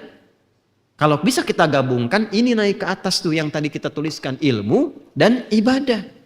Makanya dorong pakai sholat, dorong pakai ilmu. Maka harta meningkat, ketika meningkat jadi berkah karena basic ibadahnya sudah ada. Jelas sampai sini? Nah ini yang saya maksudkan. Jadi malam ini mesti beda cara pandang kita terhadap harta. Harta itu sama aja dengan ilmu, sama aja dengan tenaga, nggak ada bedanya. Cuman kelihatan seperti beda. Itu bekal juga dari Allah supaya kita banyak-banyak mendekat kepada Allah. Banyak taqarrub. Nanti pada akhirnya dihisab. Hisab tenaga kita untuk ibadah sama dengan hisab orang yang punya harta untuk ibadah. Sama dengan yang punya ilmu untuk ibadah. Sama-sama ditimbang. Tinggal pandai-pandai melihat Allah nitipkan apa kepada kita. Yang dahsyat itu kalau mau ideal, yang paripurna, itu yang kita buat rumusnya kemarin. Ibadah kuat, ilmunya kuat, dan hartanya juga banyak. Maka bisa luar biasa tuh. Nah bagaimana cara mendapatkan itu? Sekarang kita naik level. Ini yang kita perbaiki secara pribadi. Mau ibadahnya kuat? Nah, sudah saya jelaskan kemarin kan, tinggal ditempuh. Ilmunya kuat? Sudah. Sekarang hartanya kuat secara pribadi dulu ya. Nah, ini yang kita lakukan saat ini. Yuk pindah ayat, pindah surah. Ke surah ketiga Ali Imran ayat 37. Kan sudah banyak contoh laki-laki ya, sekarang perempuan. Quran surah ketiga Ali Imran ayat 37. Paling kiri sebelah bawah di mushaf. فَتَقَبَّلَهَا رَبُّهَا بِقَبُولٍ حَسَنٍ وَأَنبَتَهَا نَبَاتًا حَسَنًا وَكَفَّلَهَا زَكَرِيَّا كُلَّمَا دَخَلَ عَلَيْهَا زَكَرِيَّا الْمِحْرَابَ وَجَدَ عِندَهَا رِزْقًا. Ada kalimat rizkinya? وَجَدَ عِندَهَا رِزْقًا. Qala ya Maryam anna laki hadha? Qalat huwa min indillah. Innallaha yarzuqu man yasha' bighairi hisab. Silakan highlight yang bagian terakhirnya tuh. Ya, terutama kata yarzuqu man yasha. Man-nya itu menunjuk kepada personal. Baik. Saya sudah pernah kisahkan dari garis keturunan. Jadi saya nggak perlu bahas lagi siapa itu Maryam, anak siapa, Imran itu siapa, Hanna itu siapa, Zakaria siapa, sudah kita bahas di pertemuan yang lalu. Sekarang kita langsung ke intinya saja. Bapak dan Ibu dan teman-teman dimanapun berada, Maryam ini alaihissalam, di antara keutamaannya secara personal, Allah subhanahu wa ta'ala meluaskan rezeki untuk beliau. Sampai-sampai apa yang dibutuhkan itu selalu tersedia. Sebelum dimintakan. Jadi yang ditugaskan untuk bisa menyampaikan keperluan Maryam itu pamannya Nabi Zakaria alaihissalam. Itu yang mengantarkannya. Ini kebutuhan, ini makanannya dan seterusnya, buah-buahannya. Tapi dikisahkan, disampaikan di ayat ini, kullama dakhala 'alaiha Zakaria al-mihraba wajada 'indaha rizqa. Kullama itu setiap waktu. Setiap kali, bukan sekali dua kali. Setiap akan diberikan kebutuhannya, kok sudah ada di situ. Dan kalimatnya menggunakan nakirah, rizqa, nggak pakai alif lam. Bukan begini bunyinya, wajada indaha rizqa, bukan. Wajada indaha rizqa, nggak pakai alif lam. Nakirah general, artinya apa? Melebihi apa yang akan diberikan. Jadi ketika akan disampaikan, musimnya jeruk. Tapi kok ada apel, padahal bukan musim apel. Di semua apa yang diperlukan sudah ada di situ. Dan itu setiap waktu. Melebihi batas apa yang akan diberikan. Maka apa yang terjadi? Pamannya mengonfirmasi. Pertanyaan itu sebetulnya pertanyaan retoris yang tidak perlu dijawab. Tapi untuk mengonfirmasi. Karena kan beliau nabi. Tahu. Udah pasti dari Allah. Cuma ingin memastikan apakah Maryam latihannya sudah sukses atau belum. Betul gak sudah dekat dengan Allah tuh? Kan? Maka ditanya, qala ya Maryamu anna laki hadha? Maryam dari mana semua ini? Apa jawabannya?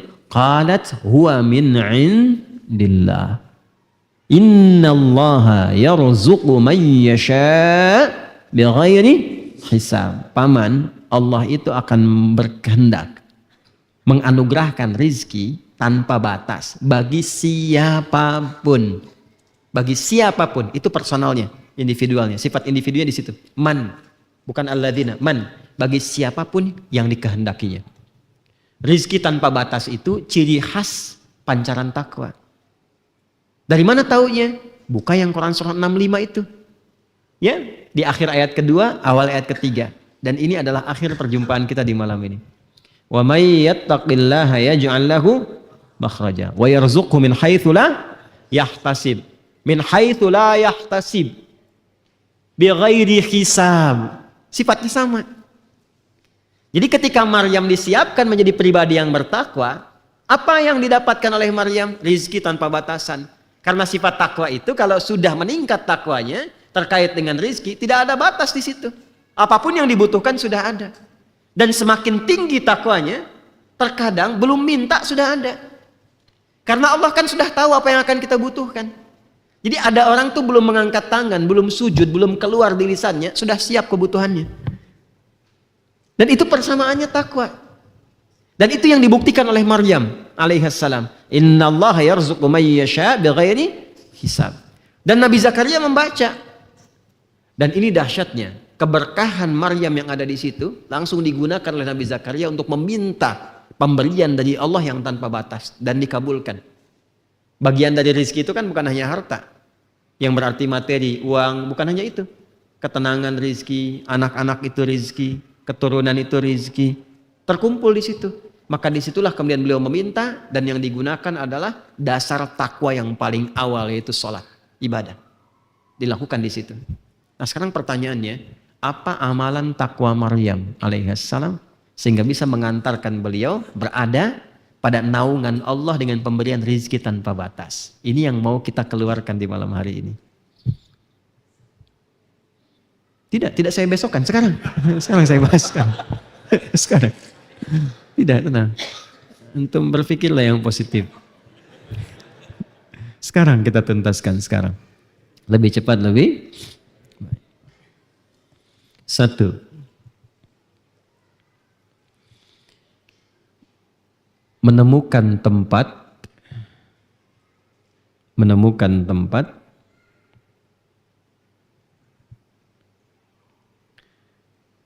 yang spesifik digunakan untuk beribadah kepada Allah. Untuk beribadah kepada Allah. Dalam kurung, mihrab,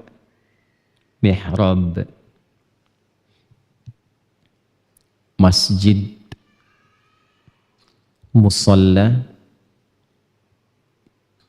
dan sejenisnya. Mihrab, masjid, musalla, dan sejenisnya. Kurung tutup.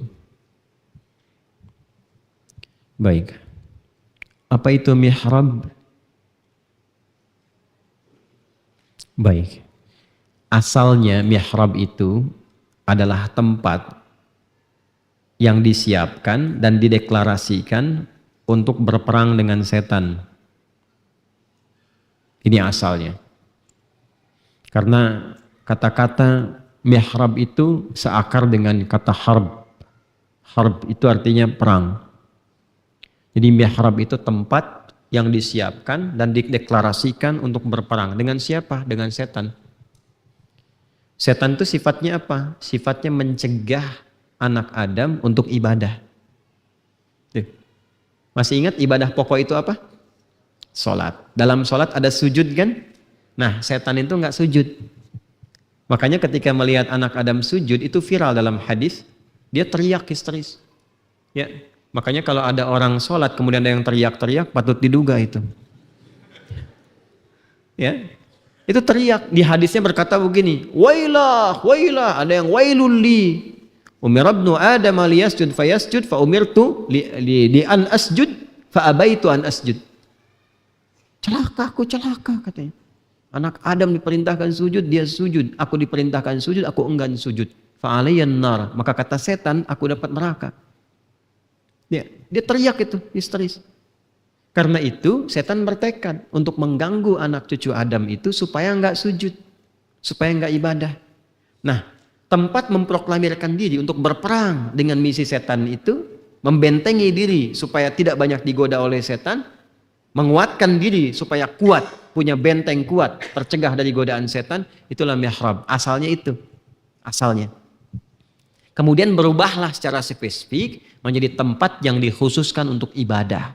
Itu pengertian akhirnya yang kita pahami sekarang. Jadi kalau sudah punya mihrab, artinya tempat itu spesifik untuk ibadah saja. Nggak bisa digunakan untuk yang lain. Dan itu spesifik ibadah saja. Apa keistimewaan mihrab itu? Kalau kita punya mihrab dikhususkan hanya untuk ibadah, tidak untuk yang lain. Jadi kalau ada keperluan di luar ibadah, keluar. Makan, keluar dulu. Minum, keluar. Ngobrol urusan dunia, keluar. Telepon, pasang status. WhatsApp, jawab komen, like, dislike, keluar. Dan tidak perlu Anda menyampaikan, ceklik, sedang di mihrab, belum bisa berkomunikasi. Gak usah. Udah, fokus aja ibadah di situ. Kalau bisa melakukan itu, maka hasilnya apa? Dua. Satu, setiap doa yang dikabulkan sepanjang maslahat, pasti Allah jawab. Setiap doa yang dipanjatkan, sepanjang maslahat, maslahat itu artinya kita butuhkan, bukan sekedar kita inginkan. Itu pasti dikabulkan. Jadi sifat mihrab yang pertama mempercepat terkabulnya doa. Dan itu yang dimanfaatkan oleh Nabi Zakaria alaihissalam. Jadi beliau berdoa di mihrabnya Maryam. Jadi minta berkahnya mihrabnya Maryam. Itu yang dimaksud tawassul. Ada tawassul dengan amal saleh, tawassul dengan tempat baik, ya, tawassul dengan bersalawat kepada Nabi sallallahu alaihi wasallam. Ada banyak jenisnya. Ada yang dibenarkan, ada yang tidak dibenarkan. Dalil tawassul itu di Quran surah kelima Al-Maidah ayat 35. Ya ayyuhalladzina amanu taqullaha wabtaghu ilaihil wasilah. Hai orang-orang beriman, tingkatkan takwamu kepada Allah dan dengan takwa itu cari wasilah. Jadi wasilah tawassul terbaik itu dengan takwa. Nah, Nabi Zakaria melihat ketakwaan Maryam. Makanya di tempat Maryam mempraktekkan takwa itu langsung berdoa, langsung sholat. Itu yang ada di ayat 38-nya surah Ali Imran itu. Hunalika di mihrab Maryam itu da'a Zakaria rabbah. Nabi Zakaria berdoa meminta kepada Rabbnya supaya diberikan keturunan. Gitu. Qala rabbi habli min ladunka dzurriyyatan thayyibah innaka sami'un du'a. Dan enggak pakai lama langsung dijawab fanadatul malaikatu wa huwa qa'imun yusalli fil mihrab. Fil mihrab tuh. Fil mihrab. Annallaha yubashshiruka bi Yahya. Yang kedua, mempercepat datangnya rizki, bahkan dari sisi yang tidak diduga. Ya. Jadi begitu kita sedang zikir, Assalamualaikum, datang tuh teman kita namanya Rizki. Kita nggak duga-duga tuh datang aja dia kan. Ternyata bawa makanan, ya alhamdulillah. Jelas ya, mempercepat datangnya rizki. Kalau nggak percaya coba, saya bisa kuat bicara begini, alhamdulillah. Sampai hari ini bukan cuma meyakini, kita praktekkan. Dicoba untuk dipraktekkan. Dan ketika kami share dengan beberapa kawan itu, dan serius diikuti stepnya begitu, dapat Pak.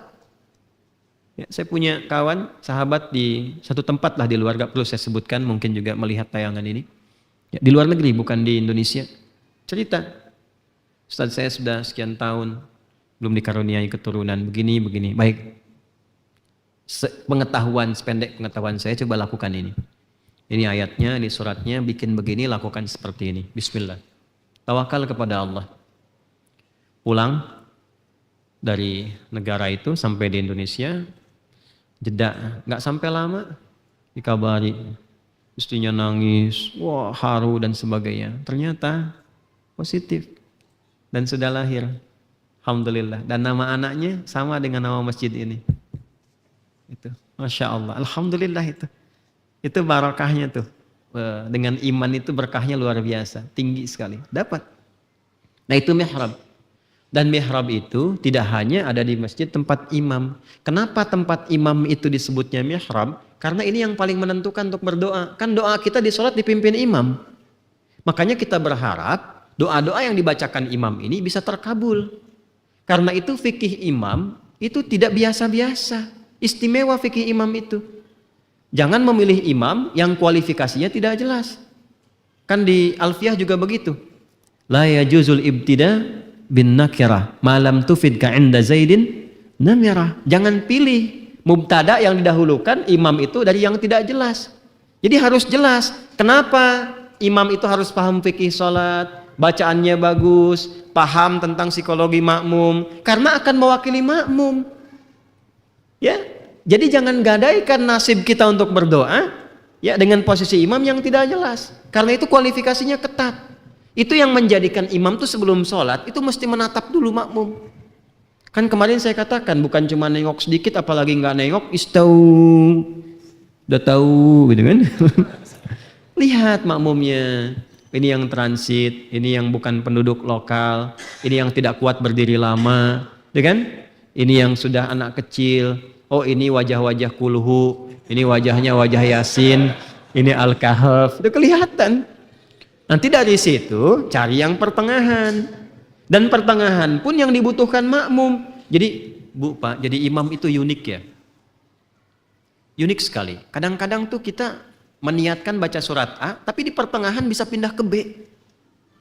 Saya itu jarang-jarang kalau baca, dan memang tidak begitu seharusnya gitu, lurus ya.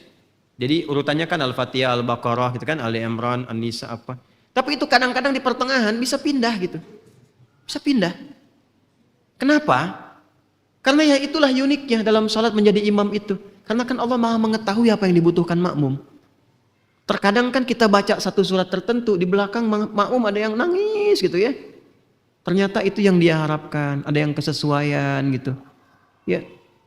Walaupun kadang-kadang kita unik juga, ini kan ayat kalau dibaca harusnya nggak ada yang nangis gitu. Kenapa nangis sendirian kan? Gitu. Tapi ada yang betul-betul itu bagian yang diharapkan, ada yang cocok, ada yang sesuai. Itu yang kita mintakan. Kadang-kadang begitu kita baca, niatnya baca ini, keluar yang ini gitu. Lalu kemudian kita masuk ke ayat itu. Itu sesuatu yang tidak mudah. Makanya jadi imam tuh nggak biasa. Nggak biasa. Jadi ada harus syarat spesifik yang kita ketahui. Nah, itu sangat mahal harganya. Sangat mahal. Nah, mihrab. Itulah mihrab. Kenapa tempat imam disebut dengan mihrab? Mihrab ini pun boleh kemudian kita kreasikan di rumah, bisa. Dan tidak harus luas. Ruangan kecil gak apa-apa. Saya itu Pak, Ibu mendesain mihrab waktu ngontrak di Ciputat, di Legoso. Petakan, saya tinggal di petakan dan bukan aib. Saya ngontrak. Sekarang pun saya merasa saya ngontrak. Sekarang saya merasa begitu karena saya gak punya Pak. Orang mengira saya ada kendaraan dipakai. Tidak, itu cuma numpang pakai. Numpang pakai, bukan punya saya itu. Kan punya saya, cuma numpang aja, numpang pakai. Jadi bukan aib, kontrak itu bukan aib. Toh pada akhirnya kita tinggalkan juga. Ya, tapi bukan habis ini semua ngontrak gitu, tidak ya. Maksud saya ya proporsional saja gitu. Nah, ketika dipetakan itu petak pertama menerima tamu, kumpul baca, petak kedua tidur, kan biasa petakan begitu kan? Petak ketiga dapur, sedikit space, kemudian kamar mandi kan begitu kan? Itu cuman sebentangan sejadah, Pak. Bentangan sejadah. Di situ kita sujud, oh enak banget gitu. Enak, nikmat, sujud, minta. Makanya sampai sekarang tuh tidur di alas kayak karpet ini saya biasa Pak, Bu, biasa. Kadang-kadang ya sudah waktunya tidur ya istirahat. Teman-teman yang dampingi saya tahu betul. Ya, udah di sofa, di kursi, di mana aja lah. Asal bukan di tempat yang kotor, najis, kan? Alhamdulillah bisa istirahat. Sujud, enak tuh. Terus apa yang terjadi ya? Seperti yang dijanjikan. Alhamdulillah, dan tidak perlu kita cerita ini itu tidak. Tapi saya ingin katakan bahwa semua punya peluangnya. Allah itu nggak mungkin membuka jalan kalau hambanya nggak bisa. La yukallifullahu nafsan illa wus'aha. Jelas? Nah, jadi silahkan ke rumah itu yang ada ruangan, desain ruangannya. Tapi tadi hanya untuk ibadah. Kalau nggak ada kepentingan keluar. Silahkan zikir pagi, petang. Di situ silahkan malam, ya subuh, baca Quran, istighfar. Dan ingat pesan saya, ketika sudah beramal soleh, selesai, berdoa. Jangan biarkan semua pekerjaan kita yang baik itu ditutup begitu saja tanpa doa. Tidak. Karena itu wasilah terbaik untuk minta. Kalau rumahnya cukup besar, bikin ruangan. Kalau lebih besar lagi, buat musola. Khususkan di situ untuk sholat, ibadah. Dari musola itu ada mihrabnya. Untuk tahannuts di situ, kontemplasi, mendekat kepada Allah. Jelas? Kalau belum memungkinkan, maka cari tempat-tempat strategis untuk bermohon. Makanya di dalam kurung tadi saya tuliskan masjid. Itu Pak yang saya rewel tadi katakan, Bu, Ibu boleh WA suaminya. Ingatkan dengan kuat, Pak, kalau dari kantor pulang ke rumah mampir masjid dulu ya. Jadi berangkatnya usahakan dari masjid, sholat Pak, subuh, doa dulu. Kalau harus berangkat awal ya habis sholat subuh berangkat. Kan? Kalau bisa nunggu syuruk ya syuruk silahkan. Kalau sebelum subuh, petakan supaya di sana nyampe subuh. Usahakan bisa di masjid. Pulang-pulang selesai kerja, sebelum ke rumah mampir ke masjid dulu. Seperti yang saya sampaikan di pertemuan yang lalu. Supaya aura kita itu cerah saat pulang ke rumah. Yang kedua, ini yang paling penting. Kita bermohon kepada Allah langsung di rumahnya. Saya sering katakan, ya Allah, saya sudah berikhtiar seperti apa yang Engkau telah perintahkan. Maka saya bertawakal akan rizki yang telah Engkau janjikan. Lalu kita baca ayat deh. Innallaha la yukhliful mi'ad. Atau innaka la tukhliful mi'ad. Kan ada dua riwayat. Ya kan?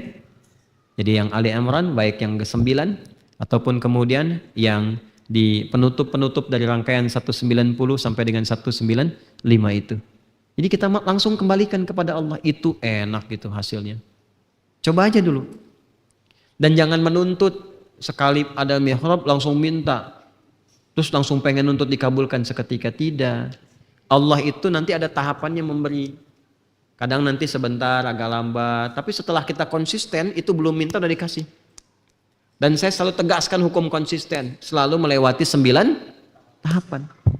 Yang baru bergabung ya, selalu melewati 9 tahapan. Consist 1, consist 2, consist 3, consist 4 sampai consist 10. Baru setelah konsisten itu belum minta langsung dapat, langsung ada. Jelas ya? Baik. Ayo tinggal dikerjakan.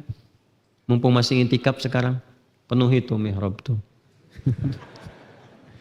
Ya, sekarang kan sudah di masjid. Kalau sudah i'tikaf sepanjang di area masjid itu qabul insya Allah. Ya, nggak cukup dengan amin, perbaiki niatnya.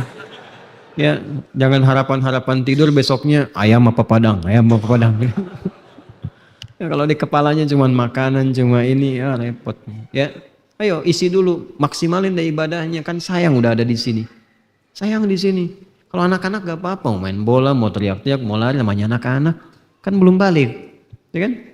Antum levelnya sudah beda, kita sudah beda. Mumpung udah ada di sini, maksimalkan. Sebab kalau sudah keluar, nggak bisa lagi dapat pemandangan seperti ini.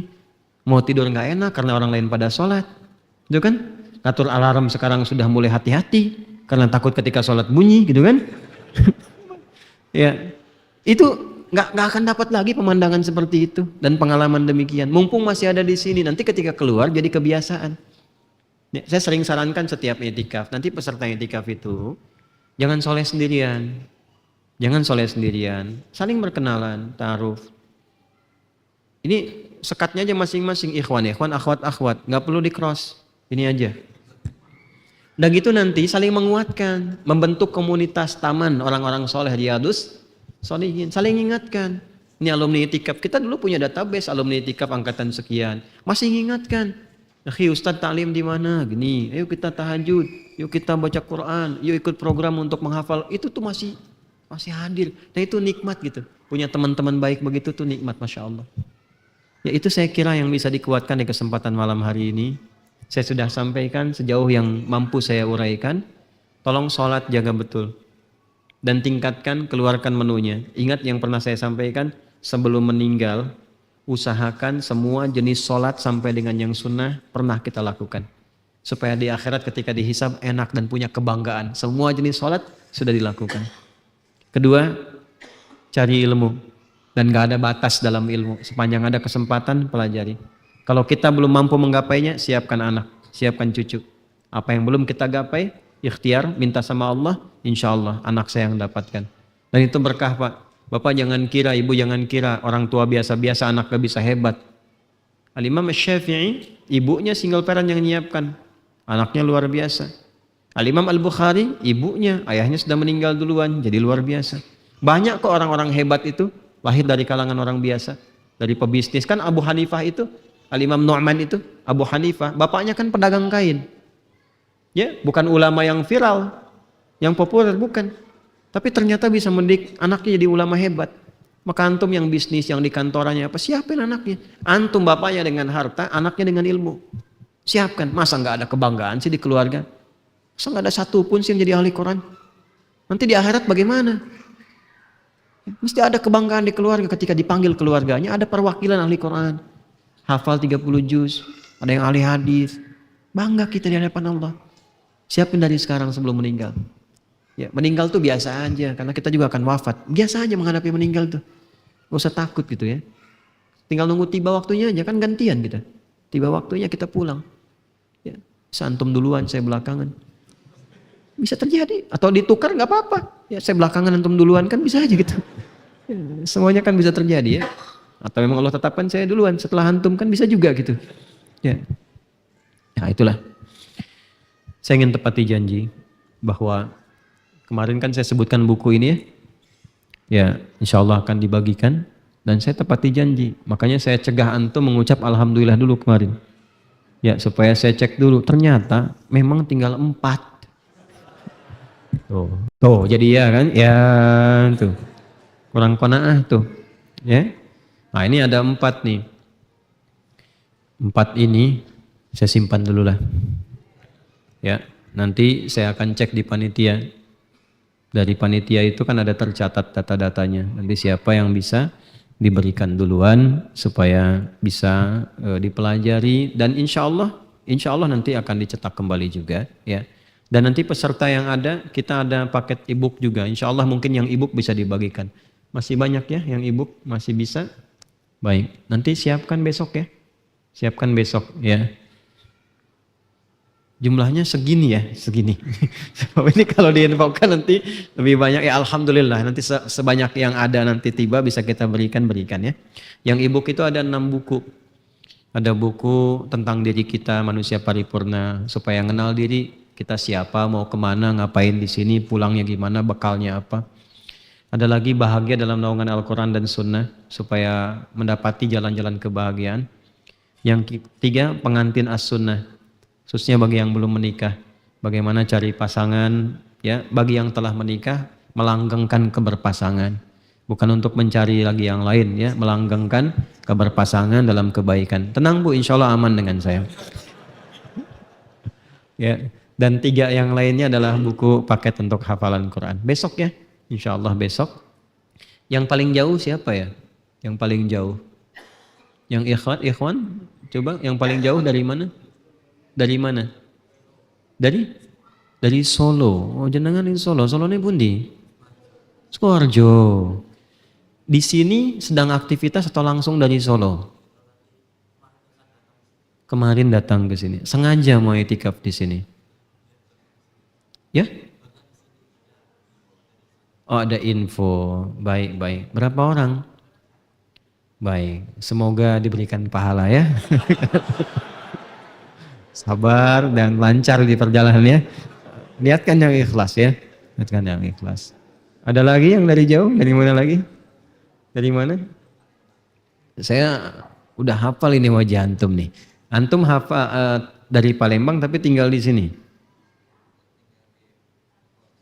Di Bogor. Baik. Jadi asal dari Palembang tinggal di Bogor. Sama dengan yang lahir di Jepang sudah menetap di Bekasi gitu ya. Baik, alhamdulillah. Ini istiqamah nih, istiqamah. Saya sering lihat wajah beliau. Ada yang lain? Yang betul-betul dari jauh dan domisili sedang itikaf di sini. Dari mana? Dari Jogja. Jogjanya di mana? Di Sleman. Slemannya dekat UI atau mau ke ini? UII bukan UI. Batasan Klaten. Baik. Klatennya lah Salatiga atau batasan? Oh, kalau Salatiga kan masih benar 7 ya. Sengaja itikaf ke sini? Di Tangerang. Oh, terus berpindah ke sini. Baru datang atau sudah dari kemarin? Dari kemarin. Enggak, saya tanya tuh karena kan untuk memposisikan jatah sahur dan buka gitu. Semoga betah ya di sini ya, lancar alhamdulillah. Enggak kurang ya, enggak kurang satu apapun. Insyaallah alhamdulillah.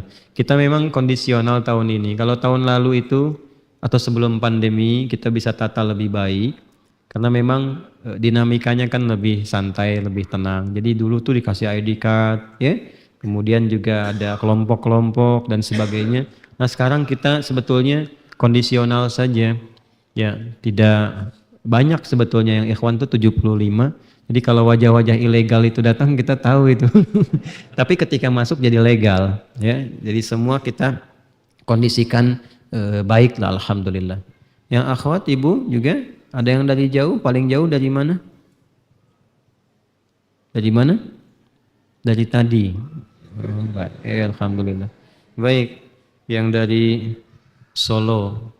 Mana yang dari Solo? Ya. Alhamdulillah.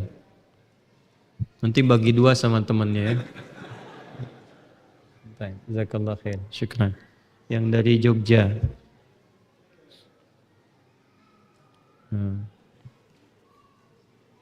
Jazakallah khair. Syukran ya. Serius ini ibu nggak ada yang jauh, paling jauh?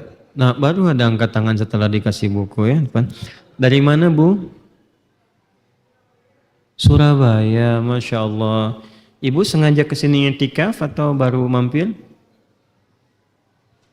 Oh ya sudahlah, tidak perlu banyak tanya terlalu jauh. Silakan yang dari Surabaya. Ini tolong Mas. Ke belakang. Oh ini aja. Buat ibu itu ya, antum jangan diambil. Kasih. Ada satu lagi, ya sementara saya pegang dulu. Baik, di belakang dari Surabaya. Satu lagi itu tadi dari mana? Dari mana Bu? Oh dikasih aja lah langsung. Karena saya nggak biasa natap perempuan jamaah gitu selain istri dan anak saya. sama saudara. Biasanya kalau saya perempuan saya buka kacamata. Saya kalau dibuka ini nggak jelas. Jadi antum sama belakang sama aja. Baik, alhamdulillah, semoga Allah berikan kemuliaan pada kita semua. Semoga kita dirahmati di malam ini, diampuni dosa-dosa kita, dimuliakan. Maafkan saya sampai malam ini belum bisa membimbing dengan baik, menyampaikan kajian untuk mudah dipahami, mungkin masih banyak salah, banyak kurang, mohon dimafhumi. Dan bisa dicari guru-guru lain yang lebih baik yang bisa mengajarkan. Mohon kalau ada yang salah bisa disampaikan, sehingga saya bisa koreksi, saya klarifikasi, dan tidak perlu banyak diperdebatkan. Saya salah, ya saya salah. Yang lain yang benar. Tapi kalau itu memang perbedaan, kita saling hormati. Murid-murid saya nggak boleh paksa orang lain. Seperti saya pun tidak pernah paksa. Kita hanya terangkan, ini yang mungkin bisa dipilih. Ini dalilnya, ini jalannya, silahkan yang nyaman untuk didapati, silahkan kerjakan. Pada akhirnya, kita semua akan dihisab berdasarkan pilihan masing-masing. Esok adalah bagian dari taklim terakhir kita, Sabtu malam Ahad, dan saya mungkin akan menerangkan persiapan-persiapan menjelang Idul Fitri. Dari mulai cara menetapkan hari Id, ya, baik metode ru'yat ataupun hilal, kapan kemungkinan akan hadir Idul Fitrinya, sampai nanti sunnah-sunnah yang terkait dengannya. Baik itu zakat fitrinya ataupun juga tutorial persiapan Idul Fitrinya. Saya kira itu yang mungkin bisa diinformasikan. Istirahat supaya malam bisa menikmati ibadah kita. Semoga Allah menerimanya. Allahumma taqabbal minna innaka antas sami'ul alim wa tub 'alaina innaka antat tawwabur rahim. نحمدك حمدا كما علمتنا أن نحمدك ونشكرك شكرا كما علمتنا أن نشكرك أنت المقدم أنت المؤخر بيدك الخير إنك على كل شيء قدير اللهم اجعلنا يا أرحم الراحمين ممن يرغبون في الحلال والطيب كما تحب وترضى اللهم ارزقنا يا الله نعمة الرزق الصالح يا أرحم الراحمين كما وعدتنا يا رب العالمين وكما عددت لنا يا أرحم الراحمين اللهم ربنا آتنا في الدنيا حسنة وفي الآخرة حسنة وقنا عذاب النار إنا نعوذ بك من المعاصي نسألك خير ما سألك رسولك المصطفى سيدنا محمد صلى الله عليه وسلم ونعوذ بك من كل ما استعاذ بك عنه رسولك المصطفى سيدنا محمد صلى الله عليه وسلم وصلى الله على سيدنا محمد وعلى آله وصحبه وذريته وأمته إلى يوم الدين وآخر دعوانا الحمد لله رب العالمين السلام عليكم ورحمة الله وبركاته